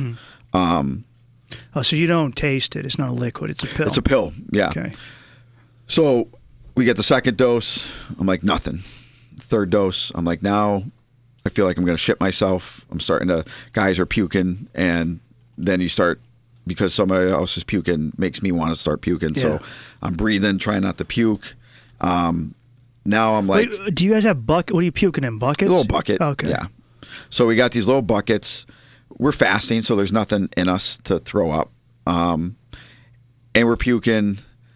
I'm up in the bathroom. So now I don't think anything's happening, but I go to the bathroom, and I remember looking down at the toilet, and it's got all these like diamond square red things all around it. And it reminded me of being like in a bathroom at like a punk rock club with like a black light or a red light. Yeah. And me going, at the time, that's really weird that they would do this in this room. Have like a punk rock toilet. I'll have to ask them about that later. So clearly I was fucking seeing shit at that point. But I was like rationalizing so much of it. I was like, it's still not fucking working. Yeah. So then I was like, I need a booster. So they give me a booster. Which is another dose? Which is another separate dose. It's like a predetermined milligram that you can take. Okay. And you could take up to 4 boosters. So I'm 4 pills in. I get a booster. I still feel like I'm not seeing anything or not doing anything. Then it kicks in all of a sudden. And now I'm in a fucking tipsy-turvy, like, tilt-a-whirl thing. My vertigo's back. And I'm asking the guy, I was like, listen, I need something for, like, I'm puking, which is part of it. And I fucking hate puking. And I asked him beforehand, like, is this like an all day, like I'm going to be puking the whole fucking time? Or is this like I'm purging and I'm done? They're like, usually you're just going to purge and you're done. I'm like, cool. I can get through that. I never stopped purging. So it was because of the vertigo. It was making my nausea so bad. And then the visions I started to see, I couldn't really interact with, because the way a lot of people describe Ibogaine visions, if you have them, and not everybody does, it's a small percentage that don't, but if you do have them, a lot of people describe it as like a slideshow. Like, so there's this constant like pictures going by, and you could talk to the medicine and say, like, I need to slow down, or, I don't want to see that. And I wasn't really able to interact with any of it because of the vertigo was so bad. Puking your guts out, right? Well, it wasn't just puking my guts out. It was just like so fucking dizzy that like the minute I would see something, it just like fucking flip me and spin me upside down. Yeah. And then I'm just nauseous the whole time, and I'm puking the whole time. And then, so I go through that. eventually, I think, calmed down a little bit. I'm still dizzy as fuck. I'm still having the vertigo. And then I take a booster again because I'm like, fuck it, I'm here. They like woke me up at one part and said, do you want the booster? And I was like, do I need it? He's like, it's up to you. And I was like, well, I'm here, so I'll do it. Mm-hmm. And I think at that point, I was able to, at that point, I was like 12 hours in, I think. So the major visions were gone. Yeah. If I had any residual stuff, I felt like almost like I was controlling it. Mm-hmm. And I will say the visions I did see were essentially, I saw every single one of my kids die in a horrific fucking accident. That's fucking rough. Jesus Christ, dude. So we're sharing story, like, the next day we're sharing stories. And actually, I'll get to that in a minute. So I take the booster again. Now I'm signed up for like 6 hours of whatever. I'm having these visions. I'm controlling it, whatever. And then the Thursday, I'm in the next day. It's supposed to be what they call a gray day. So that's a day that you can't sleep because the Ibogaine like makes you not able to sleep. Yeah. So you're going to be up for 24 hours just with like yourself and your thoughts and like processing all the visions you've had. And it's supposed to just be like a mellow day, like nothing scheduled. The meals are kind of like at your will. And you just kind of like just go through your day. I didn't have that experience because I was still tripping on the fucking booster for half the day. And then I had the vertigo still until I got some medicine for it later on. So I had like a really hard time with it personally. And that was just my experience. Friday, I was able to kind of like not be as dizzy or nauseous, was starting to eat food again. And then that's when we're circled up and was like, all right, what did everybody, if you feel comfortable, share what you saw or like, how was it for you, because you're in a room with all the other guys. We're all lined up next to each other. Is it dudes? Yeah, it's all dudes. Yeah. It's all dudes. Do they segregate or I think so. They have a couple houses going at the same time. I think one of them is like a female, one of them's male, and then one of them's like a detox protocol. So we ended up circling up and talking about, and one guy's like, I was able to talk to my dad who passed away, and I made peace with him, and then I felt like I purged these two big things, and that was it, and it all went away. And this dude like jumped up and was like the poster child. He was like, he went to sleep, had a couple visions, woke up, was 1,000%, was fucking awesome, was like living his best life. Some of the other guys didn't have that great, didn't have that exact experience, but definitely I think had positive experiences. And they were, I got to do this, I got to do that. I talked to so-and-so, and they're like, how are you? And I was like, I saw all my kids die. Fucking Debbie Down over there. So not only did I miss Gray Day and all the time to sit with myself, but like, I literally watched all my kids die horrific fucking deaths. Mm-hmm. And as you know, with psychedelics, it's not just about seeing stuff, it's all the feelings. Feeling it. So it was feeling my wife having to experience fucking her children dying. And then me having to experience that. And then the only other vision that I had was my wife looking at me very lovingly and smiling and kind of tilting her head. And then her face turned into a devil's face and then exploded. And then I dove down into her body. Yeah. So those are the only visions I ended up having. So how did your coach interpret that? Well, similar to ketamine, they were like, don't get too hung up on the visions. So one of the guys that was there, the facilitator, because the coach is just off-site. Yeah. The facilitator that was like our host for the week was there the whole time. So he knew exactly what was going on. I pulled him aside. I was like, dude, listen, man. Like, I feel like I had a pretty fucked up experience. And he was just like, I'm not going to share his story, but he was like, listen, I don't even tell people how bad mine was because it's fucking horrific. But he goes, don't get hung up on the visions because some people don't have any visions and the medicine still works. Like, they'll still kick heroin. They'll stop drinking. They'll stop smoking, whatever. He's like, you got the medicine in. Now, knowing how it works in your body, I was like, okay. get that. Like, I can accept that. And it did, and I can say now, it definitely, I noticed a difference for sure. Yeah. But they were just like, sounds like you did a lot of drugs, man. And one guy, this guy Trevor, who like runs everything, Trevor Millar, he's amazing. He basically was just like, I don't know, maybe that's possibly like the worst thing that you could ever experience. So like, what else is there? Yeah. It sounds about right. Yeah. And then hearing that again was just like, okay, like I can buy that. And then we did the DMT, 5-MeO DMT. And then that's really where I kind of like got all my relief from. So you only did the Ibogaine that one time? Yeah. And then they gave you, do you smoke this DMT? Yeah. Yeah? Yeah. My coach was great because he was just like, listen, it's going to look like a crack pipe. And you're going to want to, like, everything. He goes, anything you go, they offer you this, say, yep. Yeah. You do it? Yep. He goes, the one thing I will tell you about DMT is, like, you might hear some crazy screaming, whether you go first, second, or last, whatever, because of when it happens, like, people are disassociated. Yeah. So he was like, just be aware of that. I think my coach is the only one who told anyone that. No one else was expecting it. So the first guy goes and he starts screaming, I'm dying, I'm going to die, I'm dead. And we're downstairs being like, holy fuck. And the other guy's like lined up to go next is just sitting on the couch like, fuck, man.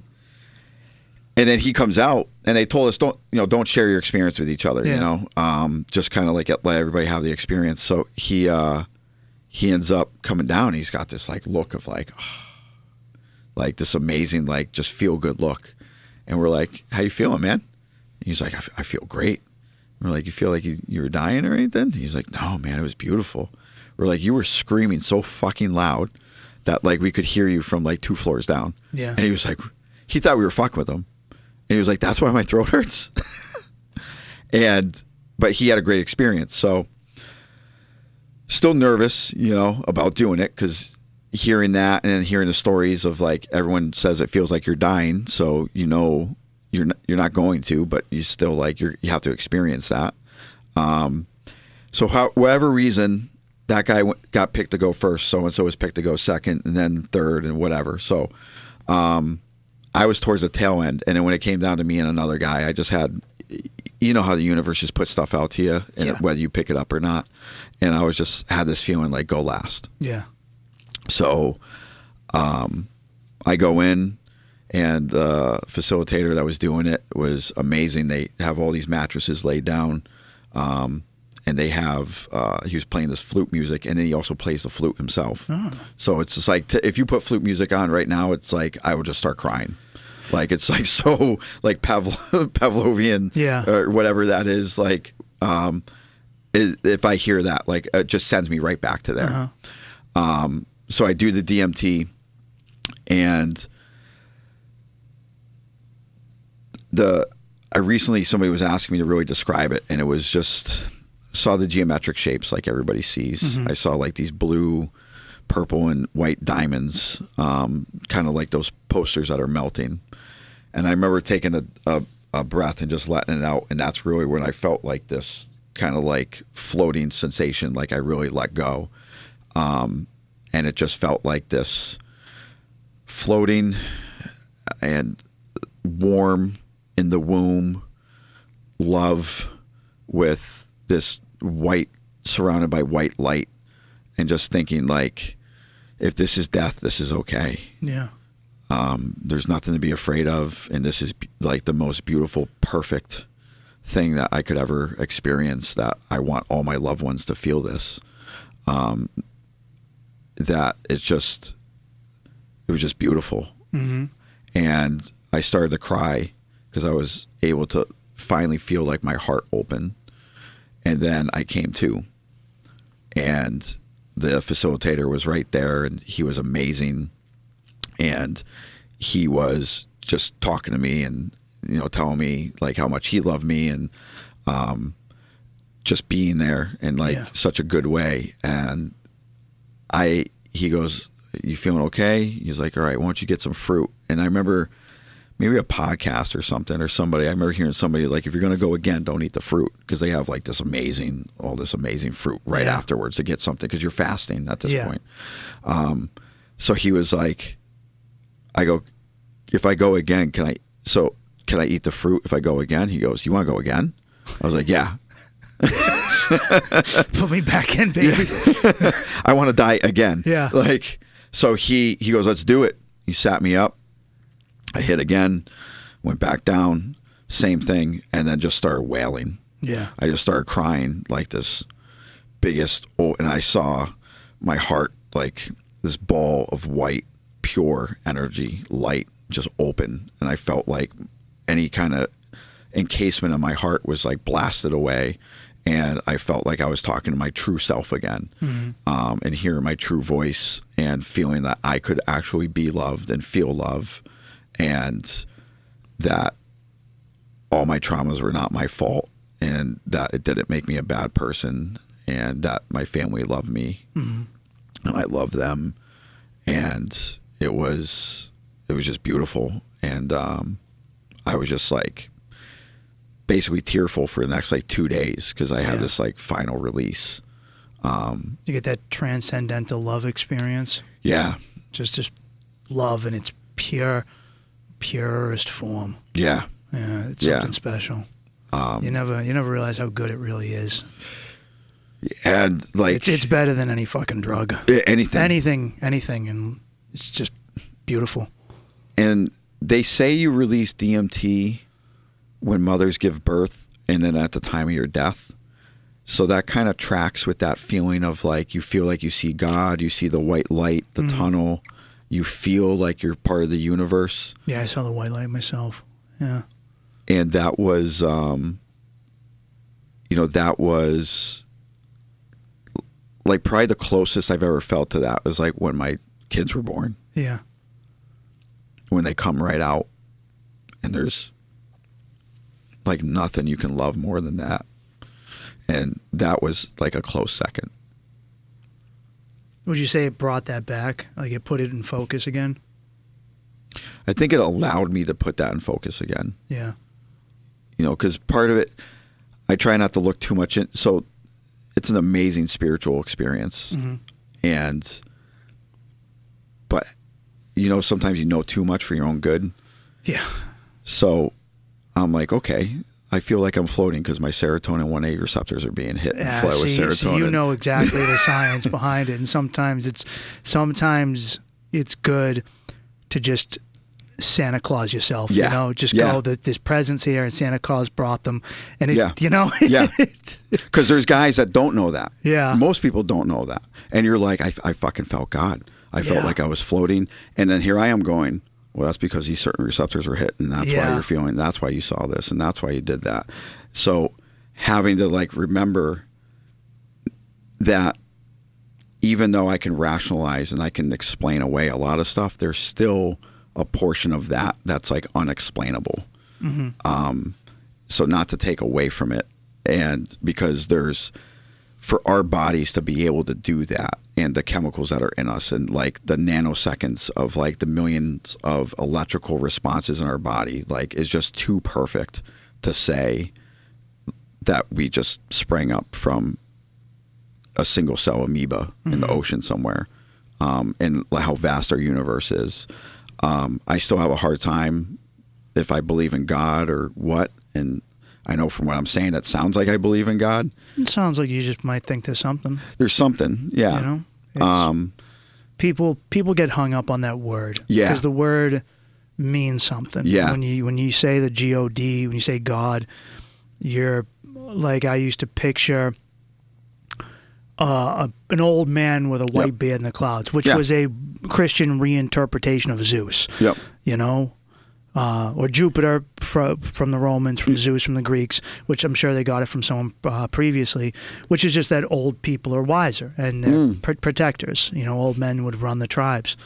But it's like, that's how it's portrayed to you in media when you're watching, I don't know, The Simpsons, and then you go, oh, this is just a human concept of limitation of what is out there. And limitation, I think, is really kind of like hits the nail on the head. And whatever it is, because I didn't believe in God until after I did ayahuasca, and now I do, and it's helped my life tremendously. I know that it's beyond my comprehension, and it's beyond the limitations of my mind and my physical dimensions. Yeah. You know, and when you try and box it in that, you know, it doesn't make sense.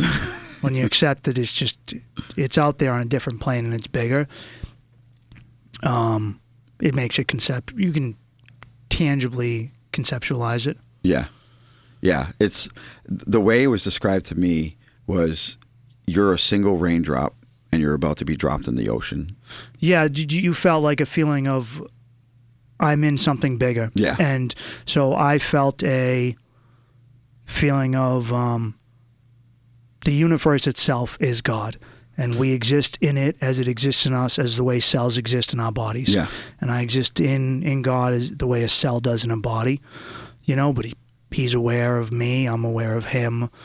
And there's this profound sense of love because we are connected together. You know, as your body wants to work together, you want to work in the universe. And it's I got that feeling of oneness, and that's what triggered this concept of love. Which is why I firmly believe, I know we've had these talks about that depression and suicide, a lot of it comes from loneliness. Like the human beings are meant to be together, and when we break apart due to technology or societal issues, whatever you want to call it, politics, our culture, whatever. Like I lost my dad, I lost plenty of people to addiction and suicide. Yeah, it's always loneliness. Yeah, it's always loneliness. Yeah, I mean, we're such tribal animals, and then we're now in like these big houses in suburban areas that are sectioned away, and like that's not how we're like meant to live, you know. And it's and I see that with a lot of the guys that I talk to that I'm friends with, and I'm lucky that I have a really good support system, and I'm lucky I have guys around me. But it's really easy to just go to your job, go to your house, go to your job, go to your house. Like you're not really seeing a lot of people. You're going to birthday parties with other parents that you don't have a connection with, you know, you're friendly with, but you don't have that connection or bond. And then you're back to your own house again. Yeah. And you don't have that, like, even, I mean, I don't know how you grew up, but you know, my grandmother was always around. And like, I grew up just like that with all my grandmothers and great-grandparents. So uncles and aunts. You got all that family around you all the time, and now it's just like we get so far away from that. And that was another thing I think. I mean, growing up, not only family, but any friend that was like kicked out of their house or just needed a place to stay because it wasn't a great home environment, live with us. Yeah, we always had somebody living with us, and it was great. And it's that community and that communal living. And it didn't matter if you're sleeping in the same bed as somebody. You're you never thought of it. And it was just a way to live, and it felt like things were better. And now you're just isolated. Yeah, I've often wondered our cultural, like, you know, being my wife's Colombian, they're much more, they live closer together. They're more connected. They're more family oriented. And then up here, I feel like we define ourselves by our separation from someone else. Yeah. You know, like I'm this person. I'm not sharing anything with you. Okay, I'm not sharing. You know, I'll have my car. You have your fucking car. We're not sharing. Even like, you know, a couple generations ago, sometimes people wouldn't share beds. You know, married couples. Yeah. You just you know, we have our people have babies, and like, fucking stick him in the other room, let him cry by himself. Fucking kid crying on a fucking Tuesday, you know. It would just separate, and it affects you drastically. I know that you know, I'm a firm believer that when you tap into that togetherness or that because most of you know, when you hang out with people that are using a lot, they always talk about when they were kids and life was better. Yeah. Well, when you were kids, you hung out with other people. You were much more social when you were a child. And then I talked with a lot of younger people, especially younger guys, and they're just like, I'm fucking done with women because they fucking suck. And dude, you don't need to fucking have friends or connections. I just got my place, and you can't fucking trust anybody. And they get that, and they put up a picture on Facebook of like, that dude from Peaky Blinders, and like, can't fucking trust anyone on your own. And That's not tough. It's an easy way out, and it's a pussy way out. Because people make you happy and they make you feel loved, but they're difficult and they require work. Yeah, and it's also like it's almost like a fear response or like a trauma response because you don't want to get hurt. So Yeah. like if I don't let people close to me, I won't get hurt. And I think the other thing is a lot of guys and talk about, you know, when you're kids, they're so much better when you're kids. The other thing when you're a kid is like you're living in the moment. Mm-hmm. You're not thinking about like, oh man, I gotta fucking get this to get that, or like, oh, I gotta in 2 weeks from now. You're not thinking of that. Yeah, when I was a kid, I'd go to the movies and be like, I need to be high to make this better. Yeah. Right? You go out with your friends and be like, you know what? Like, fucking 20s, you're like, I don't get pussy tonight. Yeah. It's a failed night. When you're 10, you're just like, just fucking go out. You didn't even want bitches. Yeah. And life was great. It was awesome. The only thing you got to worry about, like the street lights are on. I gotta get home. Yeah. I'm gonna do wheelies on my bicycle. Yeah. That's it. If I get my wheelie, life is good. And I the only- didn't have to cop, nothing. The only plan was, hey, tomorrow I'll see you at 6 o'clock Yeah. at the playground. Like that was it. Like there's no plans. Like you're in the moment. Did you, when you came back, did you feel like you got a chance to forgive yourself? Because I know I had a lot of that, where I was like, oh, I was really fucking beating myself up. Yeah. I didn't even know I was. Yeah, giving grace. Yeah. I definitely was like giving myself grace. And so I was able to like forgive myself. And I mean, it reset me, you know, it reset like my dopamine levels. It reset a lot of things that when I came back, I felt like I can get mad Mm-hmm. and then it can be it. It doesn't have to ruin the rest of my day. Yeah. It doesn't mean I have to come home and scream at my fucking wife because I'm mad at somebody. Like, it doesn't mean that like I have to be short-tempered for 6 hours from now because somebody stood too close to me in the grocery store. Did you ever feel like you needed to get revenge on the guys who hurt you as a kid? Like, especially the ones who sexually hurt you. Yeah. And did this affect that? Yeah, I think that's what I'm still like working through because I think it's better. Yeah. It's better for sure. Prior to that, like I remember even within the last year looking one of them up and find out where he worked.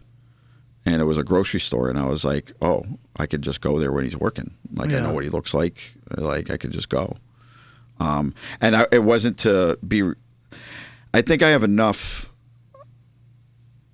like maturity. I think I have enough maturity now, and also understanding that most likely those guys weren't much older than me. Yeah. And the reason they did it is because it was done to them. Yeah. So I can rationalize a lot of it. And even to go see him wasn't to be in a like hit him with a baseball bat. It wasn't that intention. Like I was thinking like I just need to talk to this guy and be like, hey man, you fucked me up. Yeah. You know, and like I just need to know where you fucked up too, because maybe that would make me feel better knowing that like you were fucked up in a twisted way. But I never did it. And I feel through all my healing and you know currently what I'm still, you know, because it's a process, right? Like you're never really done. It's a journey, and I feel like it's definitely lightened a lot. Mm. It's definitely lightened a lot. Did your family notice? How's your interactions been with them? My wife saw me in the airport and knew I was different. Mm-hmm. Like she saw me before I saw her, and I was joking with somebody that was on the plane, a passenger on the plane with me, and she was like, I saw you smile like I've never seen you smile since I've known you. And she's known me since I was 14. Yeah. So she noticed. And then still now she notices that I'm not explosive anymore. I'm not short-tempered. I'm not getting mad and letting it ruin days. And it's tough for her because and my family is almost conditioned to a point of being like, oh shit, if we drop that, dad's going to fucking freak out. Mm-hmm. And if we do this, dad's going to freak out. And so now what's in my mind is to be like, don't be that guy again. Yeah. And it's easier not to. And then when sometimes they'll have the automatic response, well, what if you didn't put it here? And it's just like, but that's them protecting themselves from me about to flip out. And so it's giving them grace to be like. It could be a little bit of you that they picked up too. Yeah. You know, if you're snappy, they might naturally be like, all right, this is how I'm going to. Yeah, and that's something I'm still working on forgiving myself with, you know, is like. It's part of being a parent. It's part of being a parent. It's part of the journey, you know. I'm definitely not beating myself up over it, but it's definitely something I'm like, you know, we're all going to fuck our kids up somehow. Yeah, it's kind of like, I want kids, and I know that they're going to be imprinted with a specific bruise emotionally, and I've come a long way. I'll do everything I can to make sure it never happens. Yeah. But there's going to be something in there from me, you know, that just naturally they're going to, you know, just some aspect of me, you know, just as much as my good aspects. There'll be a negative aspect of me that I've kind of unavoidably fucking, it's just there. Well, there's a theory that you could actually pass down trauma generation to generation. Yeah, I believe that 100%. You know, so that's like encoded in our DNA. Mm-hmm. So to some extent, like there's nothing you're going to do to change that. Yeah. There's also, they say that the Ibogaine can set straight trauma 8 generations forward and 8 generations back. Huh. That's, I don't know. I think that's just kind of like their ancient, you know, belief system. But I don't doubt it, you know. I'm not saying it's not possible. I mean, if you think about... If you believe it, like really believe it, sometimes things are possible. If you fully, you know... Well, I'll give you like my medical kind of standpoint of it is if my wife is pregnant with one of my daughters... Yeah. And my daughter has ovaries... She has eggs in her ovaries. Yeah. So my wife is not only carrying her daughter, but her second generation. Yeah. So you're looking at a woman that has 3 generations in her. So, like, let that sink in for a second. Yeah. It's a lot going on at once. So if my wife is fixing something to fix the daughter in the womb, to fix the eggs in the ovaries that are in the womb of my wife, like, that's 3 generations right there. So it's pretty wild. That's pretty cool. Yeah. Put it like that. So when you look at a picture of like your mom and grandmother and somebody else, like you're looking at multiple generations in there, not just 2. Huh. I never thought of it that way. It's a good way to see it. And you're going back. Yeah? Yeah. Yeah. So I really felt like I missed out on the visions because I was having them but couldn't interact with them. Mm-hmm. And I felt like I missed out on the gray day, which is like a really, really, you know, with all psychedelics, there's medically what they're going to do to your brain. Yeah. You know, there's the neurochemicals, and that's a thing. But then there's also like the mystical, some people call it the woo, you know, and that I think is just as important. As part of like really kind of uncovering, you know, your traumas or whatever you're dealing with.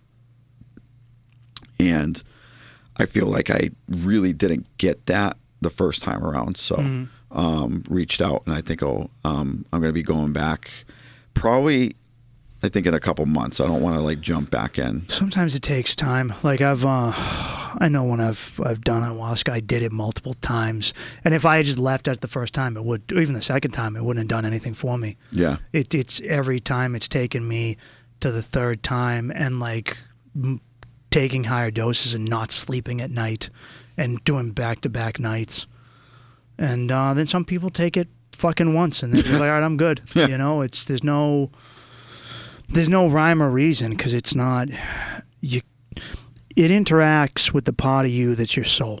You know, whether you fully believe in a soul, or you can just accept that we have a pineal gland or something in our brain that accesses it. And it interacts with that, and that's unique. And so the hardest part with all this is in science, You do an experiment and you go, these were my results. And another scientist goes, I will recreate the results 2 towns over, 2 countries over. Yep. And that's how something goes, all right, that's scientific fact. The problem with this type of stuff and spirituality is that it doesn't work that way. What works for me doesn't work for you. You might have something similar, but it can't be scientifically recreated under the exact mechanisms in the exact situations. Yeah, and I think that's actually what's great about psychedelics is because the normal psychiatric way of looking at everything is like, well, we have Prozac. Like you have depression, I have depression, you have Prozac, that's what we got. And you have these symptoms, we have a medication for that. But you're not getting down to like the individual person of why you're depressed or like why. And, talk therapy might work for you, but it's not going to work for me. Yeah. And I think with the psychedelics, it really kind of lends itself to like an integrative type of psychiatry where you're really kind of getting down to the person as opposed to like, well, it seems like Prozac works for everybody else. Sorry, it doesn't work for you. Yeah. Moving on. There's this new thing with therapy where like, and it did help me, but I got it definitely has a place. Specific, but it doesn't work for everyone. And I got a specific person who worked, and it worked for a specific period of time. But nowadays, especially I see a lot of women say this about guys. They just go, you need to go to therapy. And it's just like, no, he just thinks something that you don't like. Yeah. A lot of people use that as not of, you need to be better. It's like, no, you just don't like his opinions. There's nothing wrong with him. Yeah. And we all have little bits on the wrong with us, but in reality, it gets thrown around too often. A lot of people go to therapy and they don't fucking do the work. It's like people who don't go to the gym and don't lift weights.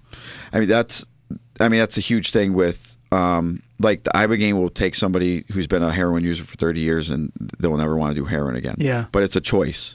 And you can go back to doing heroin again. Yeah. But it takes, I was just listening to something on the way up here, that it takes it from a habit to a choice. And it truly is a choice. You're not just jonesing going, I'm not going to do it. I'm not going to do it. I'm not going to do it. Fuck it, I'm going to do it. Like it really goes to, I'm not going to do that today. And then you don't feel that compelling physical, like, I got to do this or I'm just not going to stop thinking about it. So I'm going to do something else. Like it really gives you that, like, you know what, I'm going to watch a movie instead. Yeah, when I was drinking and sometimes I didn't want to drink, I'd have that fight with myself. But in reality, my brain had made up the decision. Oh, yeah. Like it was just me fighting the fact that I was eventually going to give in and drink. Yeah. But I was like, I was fighting, but I was like, no, my brain's already like, no, we're getting fucked up. We're doing this. Yeah. And then a smaller part of my brain was like, yeah, maybe we shouldn't. And then alcoholic me was like, dude, shut the fuck up. Fucking fag. We're getting drunk. Who the fuck do you think you are? Yeah. You're going to fight me? I mean, that's the great thing about, this whole journey was like, we have all the answers in us. It's just able to tap into them. Yeah, they're already there, and we're looking externally for the answers, and they're already internally because the problems came internally. Yeah. So the answers are right back with. Like I had my last trip, I was having a really hard time, and it was bad. It was like I felt like I was dying. Like I mean, skin burning, anxiety attack nonstop for about 8 hours, just never ending panic attack that just every second was a year. But at the beginning of it, I had my I'm talking with nature, God, the medicine, whatever there's another voice in my head. And I had all these questions, and she just kind of a swirling face turns around. It's morphing from like a leopard or jaguar into a woman. It just goes, it's inside you. like it was like, you fucking dickhead. Pay attention. Like it was so, it's inside you. And I was like, oh shit, yeah, it is. I'm not letting myself get there, but it's there. It was already inside me. Yep. Went a long way to find it, but it was already there. Yeah, all the answers are there. Did you get any? Did they prep you on things to do on how not to fall back into where you were? Yeah. So my coach, again, he's amazing. I love him to death. He put it pretty well. Like that was the biggest thing coming back. I'm talking to all the guys. We're in a group chat for all the guys I went down with, and we were like, "What'd your coach tell you? What do you got you doing? Like, what does integration mean? Like, what am I supposed to fucking be noticing? And he was like, "This isn't a complete 180. This is a 3 degrees. You just need 3 degrees to move. Because 3 degrees over 100 miles, you're going to be in a fucking totally different state." That's a really good way of referencing it. So you got this little bit of change, and now you just got to keep going with it. And then the other thing that he mentioned was the way you were before was your old house. You're in a new house now. You know where all your stuff is at the old house. You're comfortable there, for better or for worse. All the bad stuff that you were doing, like you were comfortable with it. That's why you constantly used to turn back to all the bad stuff and do that. You're in a new house now, and you have the ability to say, I want to paint the wall that color, and I'm going to put my shoes in this closet, and I'm going to put this stuff here. So like you have the ability to choose now where you want and how you want to do stuff. And he's like, you go back and drive by that old house. Yeah. You go back and fucking live there if you want. But that's your choice. So you could do the work and not so much do the work because the medicine's doing it, but he's like, you've been given a chance to like... You're going to make the right choice. Make the right choices and notice things. Like essentially just like, for me, they came back and I'm like, I don't know. I don't feel different. And it's like, but I'm not getting mad as much. Okay. Or like I went back to work like after a week and was like, oh, that thing that used to annoy me all the time, I don't get annoyed anymore. Yeah. Or I was really known, like I couldn't sit at my computer. So I'd see a patient and I would just lap. And I'd be walking around. Or I'd be like, oh, I'm going to go up to the cafeteria. Oh, I got to go do this. Oh, I'll see a patient. I'll do that. So I had to be moving. I couldn't just sit. And then I was at work for a couple of days. I was like, I can just sit here. Like I noticed, and their biggest, not their biggest, but my coach was like, you just need to notice things. Yeah. Be open to noticing because it's those little things. And when your kids are annoying you or being like, Dad, Dad, Dad, Dad, and you're just like, fucking what? You're just, now it's just like, hey, what's up, bud? And you're like, holy shit, I didn't fucking snap. And it's noticing that. Yeah. And then there's times where you're like, dude, why'd you have to say my name 6 times? Mm-hmm. But then going, I probably shouldn't have said that, but you know what? It's okay. Like, I talked to him, we figured it out, like, and like giving myself that grace of being like, it was super annoying. You got annoyed. That's normal. But you didn't freak out. And if you did freak out, you can apologize, and it doesn't mean the end of the world. It doesn't mean you're a horrible parent. It doesn't mean you're a fucking shitty father that deserves to fucking walk out into traffic. Mm-hmm. Like, you could have an emotion and then let it go. Yeah. That's an important thing about meditation or anything is like, it's here, the thought, it's gone. It's a thing in my head. Oh, I was mad. Oh, no, I'm not. Now I can rest. Oh, well, this person was bothering me. Well, do I love this person? If they weren't here, I'd fucking trade everything I had for this annoyance again, just to feel it again. So it's not that bad, Also, what always worked for me is I'd remind myself, I put myself in this situation. If I'm dealing with something stressful, let's say it's with my wife. I go, well, I chose to get married. Yeah. Not like somebody was like, fuck it, you put a gun to my head. Yeah. I was like, no, I want this. So I want to be a good son and a good brother and a good friend. So I incorporate all the stress and responsibilities that come with that. You can make me mad, or what is it? You can make me a sandwich, but you can't make me mad. Yeah. And you haven't had like the suicidal thoughts again? Really, the ketamine is what kind of helped that. Yeah. So the ketamine really was helpful for that. Yeah. And then so that's been gone since I'd say like 6 months or so.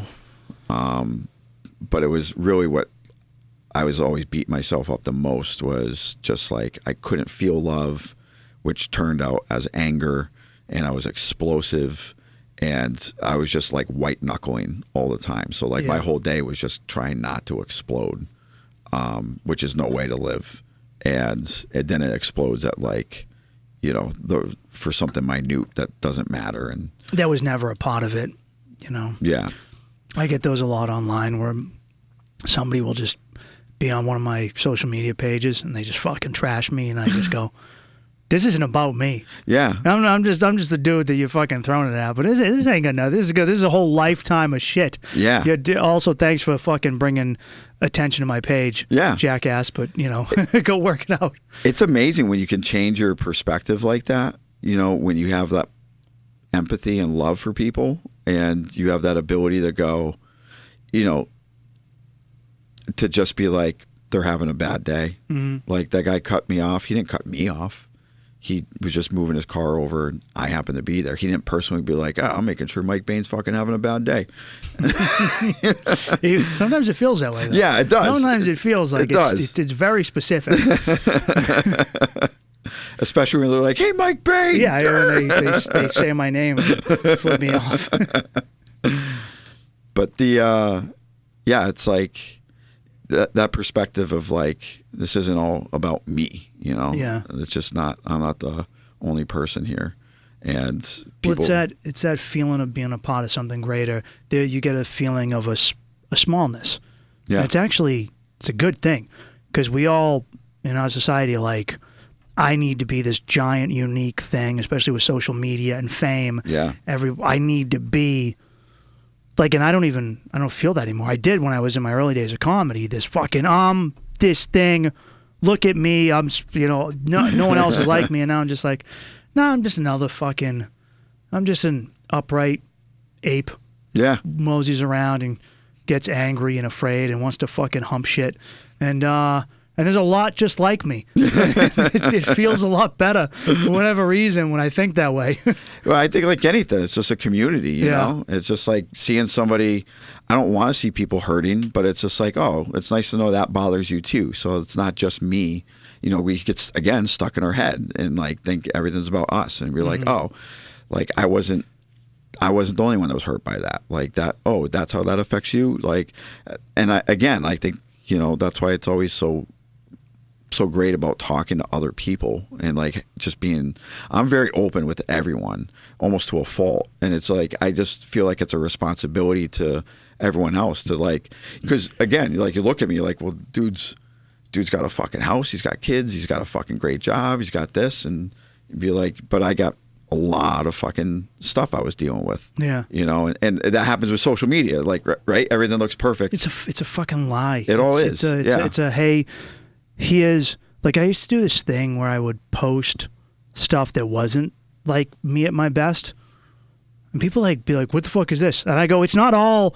So you don't start, like, start thinking that it's always great, because it ain't always great. Yeah. I'm just showing you this is what do you call it? A montage. This is a montage of goodness. I could put a montage of just terribleness on it, but you wouldn't fucking want to follow it. You'd be like, this is awful. Nobody wants to see this. Or maybe they would and be like, holy shit, my life doesn't suck as bad as that dude. Yeah. People like their comeback story. They watch the movie where the good guy wins in the end. They don't want the movie where it's just like, hey, I'm a good guy, and just fucking dude's life gets destroyed. And then the end of the movie, he just dies. Yeah, there's no redemption. Just his wife leaves him. His kids all die. His fucking finally it's just him and his dog gets fucking AIDS, and he's just left alone. No one wants that story. No, they don't. They want the happy ending. And so wanting that, you especially if you don't want depressing shit on social media, you follow something and you're like, this guy's got it all figured out. No, he fucking doesn't. No, he doesn't. No, he doesn't. He goes home and his wife doesn't suck his dick sometimes too. Yeah. Yeah. he goes home and he's mad about something from his childhood. Oh, I'm gonna wrap us up in a sec. We've been doing this for a bit. I'm glad you came on. This was a lot of fun. Yeah, this is all, dude. It was so good to just catch up with you, man. Yeah, it's been a lifetime since we've hung out. Well, especially seeing you come to this point, because I've